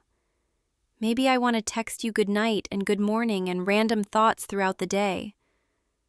Maybe I want to be the person you call when you finish something you're proud of, or when you're stuck and frustrated and need someone to tell you it's going to be okay. Maybe I want to be yours. You're smiling. That's a good sign, right? Come here. Come closer. I want to see your face. I want to make sure this is real. Yeah, this is real. Can I try something? Just stay still. I'm going to kiss you now, okay? That was even better than I imagined. And I've been imagining it for weeks. So, I guess we're doing this then. We're actually doing this? Good. Because I don't think I could go back to just being art colleagues after that. From now on, you're mine, and I'm yours. And we're going to make so much art together, and fight about technique, and inspire each other, and fall asleep in the studio, and wake up covered in charcoal dust, and laugh about it, and build something beautiful together. It's really late now. We should probably head home. But tomorrow we'll come back. And the day after that. And the day after that. Because this studio, these sessions, this is ours now. Our space, our time, our collaboration. and I can't wait to see what we create together. Come on, let's pack up. But first, one more kiss? Perfect. Absolutely perfect. You know what I realized today? It's been 2 months since you first showed up to work with me. 2 months of late-night studio sessions, of charcoal-stained fingers, of quiet conversations over half-finished canvases. And in those 2 months, my work has completely changed. It's looser now, more honest, less concerned with being perfect and more focused on being real. My professor even commented on it, said my recent pieces have an emotional depth that my earlier work lacked. And I wanted to tell her. I wanted to say, it's because of you. You taught me how to trust my instincts again, how to let go of control, how to just feel the work instead of forcing it. And it's not just my art that's changed, it's me. I'm softer now, less critical, less worried about maintaining this image of the popular, put-together art girl, because you see me, the real me, the messy, uncertain, still figuring it out me. And you don't judge it, you just accept it. I love working beside you. I love the way you hum sometimes when you're really focused, the way you step back from your easel and tilt your head, considering. I love the way you ask for my opinion, even though you don't really need it anymore. You've grown so much. Your technical skills have improved so fast. But you've kept that raw, instinctive quality that first caught my attention. Sometimes I just stop working and watch you, and I think about how lucky I am that you walked into my life, that you were patient with my harsh critique, that you came back, that you saw something in me worth staying for. Because honestly, I was kind of insufferable when we first met. All criticism and no vulnerability. All technique and no heart. But you didn't walk away. You pushed back. You challenged me. And somehow we found this balance, this partnership, this collaboration, this relationship. I'm going to keep drawing you. You know that, right? Every sketch, every study. It's my way of remembering these moments, of capturing the way you look at me when I say something that surprises you, or the way your smile starts slow and then spreads across your whole face. You're my favorite subject, not just because you're beautiful, though you are, but because drawing you feels like documenting happiness, like creating a visual record of the best thing that's ever happened to me. Okay, I'm getting sappy again, but I can't help it. You make me sappy. You make me soft and hopeful and ridiculously in love. Yeah, in love. I said it. Is that too much? Too soon? You're saying it back? You're saying you love me too? God, my heart is racing. I feel like I'm going to vibrate right out of my skin. Come here. Let me hold you, just for a minute. Yeah, just like that. This is perfect. You're perfect. We're perfect. I don't want to let go. But eventually we should probably finish these paintings before the collective closes. Though honestly, I'd be okay just staying like this, holding you, breathing you in, feeling your heartbeat against mine. Okay, one more minute and then we'll get back to work. One more minute with you in our studio, in our world, where nothing else matters except this, us, and the art we make together. Perfect. All right, let's finish these pieces, and then how about we grab dinner? There's that little cafe down the street, the one with the good coffee and terrible lighting. We can sit in the back corner, hold hands under the table, talk about our next project. Because there will be a next project, and another one after that, as many as we want, as long as we want. This is just the beginning. You know that, right?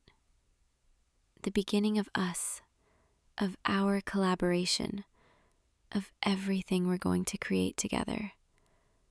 And I can't wait to see where it takes us. No, come on. Let's finish up here. I want to take you to dinner and walk you home and kiss you goodnight under the streetlights. And then tomorrow, we'll do it all again. Yeah, tomorrow and every day after. Because you're mine now, and I'm yours. And that's exactly how it should be. Perfect. Absolutely perfect. Okay, let's pack up. But take your time. There's no rush. We have all the time in the world. All the time we need to create, to grow, to love. Together. Always together. Let's go home, and I'll see you tomorrow. Same time, same studio, same us. Good night, my favorite artist, my favorite person, my favorite everything. I love you. Sweet dreams. I'll be thinking of you. See you tomorrow, okay? I'll see you tomorrow. Hey, you. Don't move. Seriously, stay right where you are. I've got this. Excuse me? Yeah, you with the poorly applied glitter. That's his wristband you're trying to steal. I don't care what your friend told you. That VIP pass is registered to him. See the name? Yeah, thought so. So why don't you run along back to general admission before I get security involved? And trust me, they know me here. Yeah, that's what I thought. Bye now. You're welcome, by the way. You were just going to stand there and let her take your spot, weren't you? Unbelievable. God, you're still the same as you were back in high school. Too nice for your own good. Too polite to call someone out when they're clearly trying to screw you over. Lucky for you, I happened to be walking by. And I wasn't about to let some random festival trash steal from someone I actually know. Well, knew. Past tense. Kind of. Don't look at me like that. I know we weren't exactly friends back then. I know I wasn't exactly nice to you. But that doesn't mean I was going to just walk past and pretend I didn't see what was happening. Even I have some standards. So, yeah, you're welcome. Again. What's wrong? You look, I don't know, surprised? Confused? Did you really think I wouldn't recognize you? It's been what, 3 years since graduation? 4? You haven't changed that much. Same face, same awkward deer in headlights expression whenever someone catches you off guard. It's kind of cute, actually. I mean, in an annoying, frustrating, why won't you stand up for yourself kind of way. Look, I saw you from across the VIP lounge like 20 minutes ago. I was going to just ignore you, pretend I didn't notice. But then I saw that girl circling you like a vulture, eyeing your wristband, and I couldn't let it happen. Call it territorial instinct or whatever. This is my festival. Well, not literally mine, but I've been coming here for 5 years straight. I know everyone. I get backstage access. I'm practically royalty here. They call me the festival queen. Did you know that? Yeah, I didn't think so. Anyway, the point is, I have a reputation to maintain. And part of that reputation is making sure the VIP section doesn't get overrun by scammers and thieves. So, you're welcome, for the 3rd time. Now, here's the thing. You kind of owe me now. Don't argue. You absolutely do. I just saved your entire festival experience. Without that wristband, you'd be stuck in the crowds, getting shoved around, sweating, stepping in mystery puddles, listening to muffled sound from a mile away. But because of me, you get to stay here, in luxury, with actual bathrooms, and free drinks, and a perfect view of the main stage. So yeah, you owe me. And I'm cashing in that favor right now. You're going to hang out with me for the rest of the night. What? Why are you looking at me like that? I'm serious. You're sticking with me. We're going to walk around this festival together, check out some sets, maybe grab some food, and you're going to keep me company. Don't overthink it. It's not that deep. I don't want to be alone tonight, okay? And before you ask, yes, I know there are literally thousands of people here. Yes, I know I could find someone else to hang out with, but I don't want to hang out with them. I want to hang out with you. Because you're familiar, and you're not going to spend the whole night trying to impress me, or get something from me, or use me for my connections. You're just you. Boring, predictable, too nice for your own good you. And honestly, that sounds kind of perfect right now. So come on, stop staring at me like I've grown a second head. We're going to go see that indie band on the West Stage. They start in like 10 minutes, and then after that, we'll figure out the rest. Oh, and one more thing. If you try to ditch me at any point tonight, I'll make sure every single person in this VIP section knows you tried to sneak in with a fake wristband. I'm kidding. Mostly. Just don't leave me hanging, okay? I did save your ass back there. All right, let's go. Try to keep up. So, tell me something. Why are you here alone? No, seriously, I'm curious. Most people come to festivals with friends or a group or at least one other person. But you're here solo, just wandering around by yourself with a VIP wristband and no plan. That's kind of weird, you know. Not bad weird, just unusual. Did your friends bail? Or did you always plan to come alone?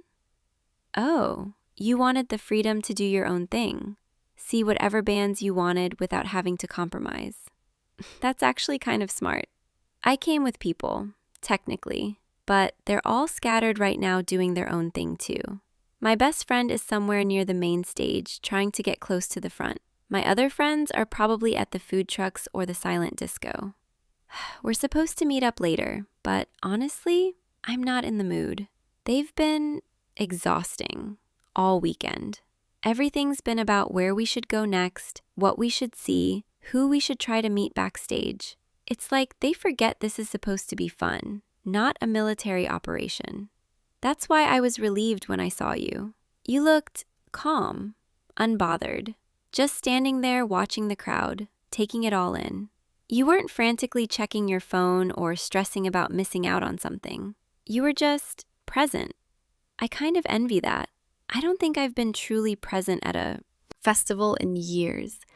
I'm always thinking about the next thing, the next set, the next photo op, the next person I should be seen with. It's exhausting. But tonight I just want to enjoy it, and I think you might be exactly the kind of company I need for that. So don't take this the wrong way, but I'm glad I ran into you, even if you still owe me for saving your wristband. Come on, the band's about to start. Let's go. Okay, I have to admit, this is actually really good. I wasn't expecting much from this band. I've never even heard of them before tonight, but this is kind of perfect.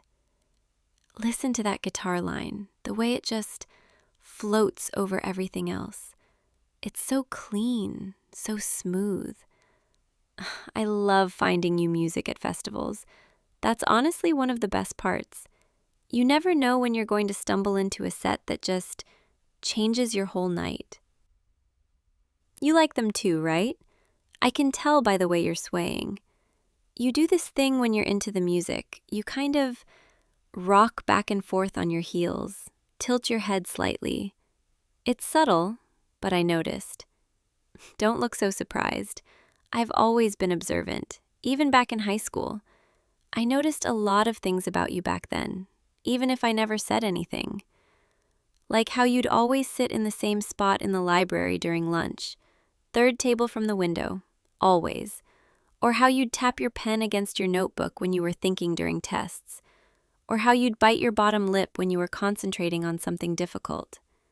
I saw all of it. I just never told you. Why? I don't know. Maybe because admitting I noticed you felt like admitting I cared, and I didn't want to care. I had this whole image to maintain, this persona, the girl who didn't need anyone, the girl who was above everyone else. It was easier to be mean, to keep people at a distance, because if I let people in, if I let them see the real me, they might not like what they found. God, listen to me. Getting all deep and philosophical at a music festival. This is what happens when I'm tired and the music is pretty and I'm with someone who actually listens. You're a good listener, you know that? You always were. Even back when I was being awful to you, you never lashed out, never fought back. You just took it and moved on. I used to think that made you weak, but now I think it made you strong. Stronger than me anyway. Because I couldn't handle being ignored. I couldn't handle not being the center of attention. So I made sure people noticed me, even if it meant being cruel. I'm not proud of that.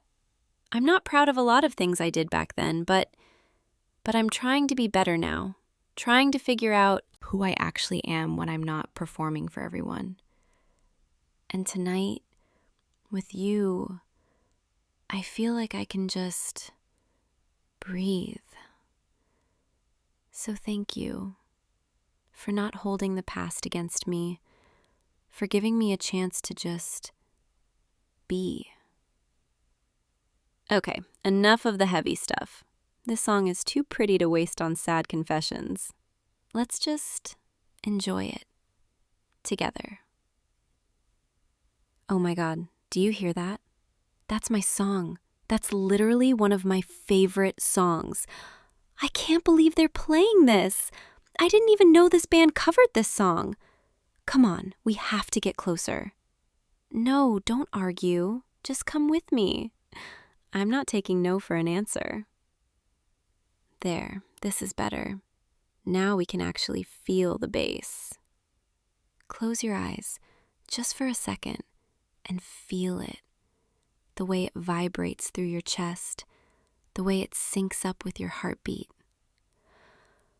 This is why I love live music. It's not just something you hear, it's something you feel, something you become part of. Okay, I know this is going to sound crazy, but dance with me. Don't give me that look, I'm serious. Dance with me, just here, in this little pocket of space we've carved out. Nobody's watching, nobody cares. It's just you and me and this song. Please? There you go. See? That's not so bad, is it? Just sway with me. Let the music move you. You don't have to be good at it. You just have to feel it. God, this is nice. I haven't danced like this in forever. Usually at festivals, I'm too worried about how I look, whether people are watching, whether I'm doing it right. But right now, I don't care about any of that. All I care about is this moment, this song, you. You're closer now. I didn't even realize you'd moved closer, but you're right here, right in front of me. I can feel the warmth coming off you, the way your breath matches the rhythm of the song. This is kind of perfect, isn't it? The lights, the music, the way everything else just fades away. It's like we're the only two people here. I wish we could stay like this, just frozen in this moment, forever. but I know we can't. The song's going to end, the night's going to move forward, and eventually we'll have to go back to reality. But for now, let's just stay here. Let's just be here, together. Thank you for dancing with me. I know I kind of forced you into it, but I'm really glad you said yes. Okay, the song's ending, but don't move yet. Just stay close for one more second. Perfect. Come on, let's get out of the crowd for a bit. I need some air, and I want to talk to you somewhere quieter. Don't worry, I'm not leaving the festival. I just know a spot. Follow me. Here, this is it. It's just a little hill overlooking the festival grounds, but it's far enough away that we can actually hear each other. And the view is pretty great, don't you think? Look at all the lights, the stages glowing in the distance, the crowd moving like a living thing. It's beautiful from up here. I come up here sometimes when I need a break, when everything gets too loud or too overwhelming. Nobody really knows about it. It's kind of my secret spot, but I wanted to share it with you. Sit with me? There, that's better. Now we can actually talk without shouting over the music. So, I have to ask, what do you think of me? I mean, really think of me. Not the version of me from high school, not the festival queen version everyone else sees. The real me, the one sitting next to you right now. Because I've been trying so hard to figure out what you're thinking all night, and I can't read you. You're too calm, too composed. You don't give anything away, and it's driving me crazy, in a good way, kind of. I'm used to people either loving me or hating me. There's no in between. But you're just here, present, open, and I don't know what to do with that. So just tell me what you're thinking. Tell me if you hate me for how I treated you back then. Tell me if you think I'm still that same entitled mean girl. Tell me if you're only hanging out with me tonight because you feel obligated. Just be honest with me, please. You don't hate me? You're saying you never hated me, even back then? How? How is that even possible? I was awful to you. I said terrible things. I made your life harder for no reason other than my own insecurity. And you're telling me you understood? That you saw through it? Oh, God, you're too good. You're too kind for your own good. But I'm glad. I'm so glad you don't hate me. Because I've been carrying around this guilt for years, wondering if I ruined your high school experience, wondering if you ever thought about me and felt angry or hurt. And now I know. You forgave me, even when I didn't ask for it. Thank you. Seriously, thank you. That means more to me than you know. And I want you to know something. I've been watching you tonight, really watching you.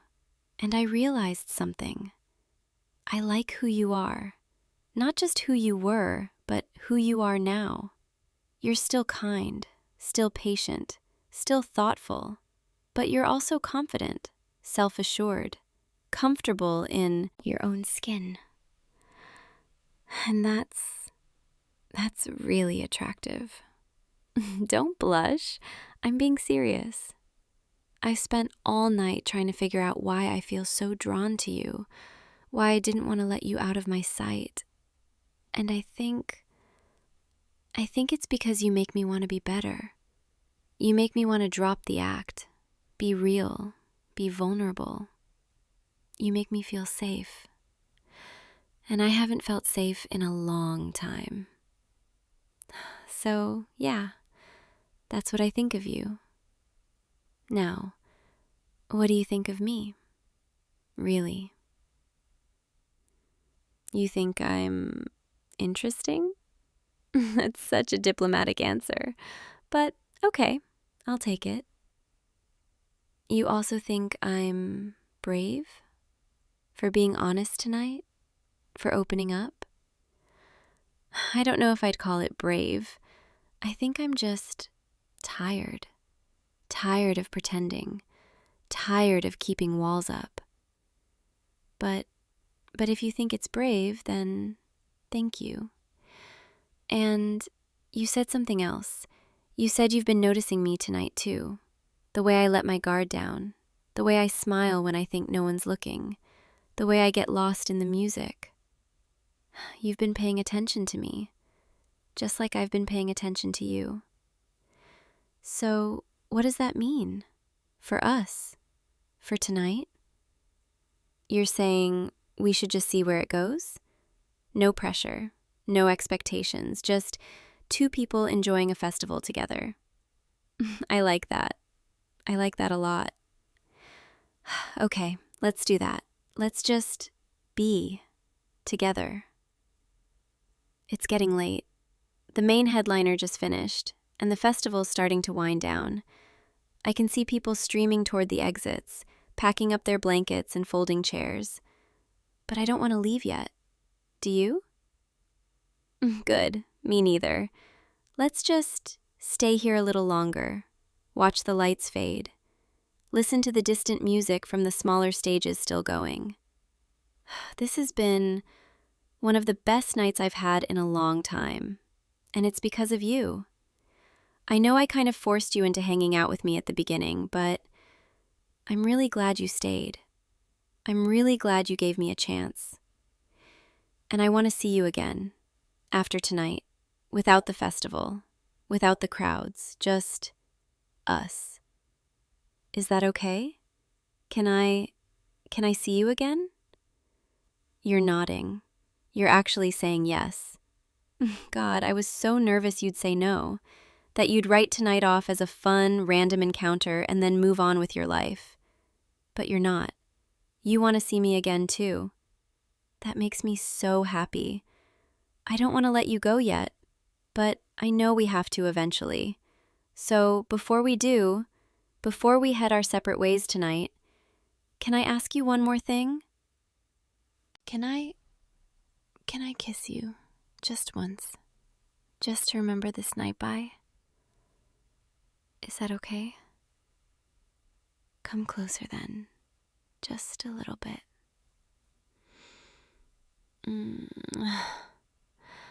That was perfect. You're perfect. Thank you for tonight, for everything. I'll text you tomorrow, okay? We'll figure out when we can see each other again. But for now, let's just stay here, in this moment, a little bit longer. You know, I used to think I needed to be the festival queen, the girl everyone knew, everyone wanted to be around. But tonight, sitting here with you, I realized something. I don't need to be the queen of anything. I just need to be me. And I need to be with someone who sees me for who I really am. Someone like you. So thank you for seeing me, for accepting me, for giving me a chance to be something other than the girl I used to be. I promise I'll be better. For you. For us. Okay, now I'm getting sappy. Let's get you home before I say something even more embarrassing. Come on, take my hand.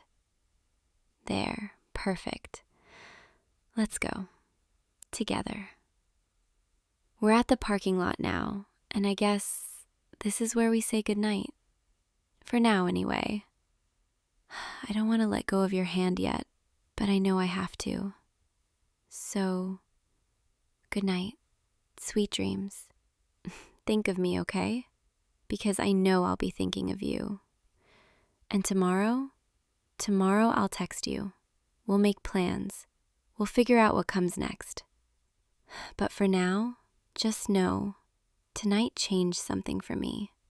You changed something for me. And I'm so, so grateful for that. So, thank you. for everything. I'll see you tomorrow, okay? Good night, loser. I mean that affectionately now, by the way. You're my loser, and I'm not letting you go. Drive safe. Text me when you get home. And sweet dreams. See you soon.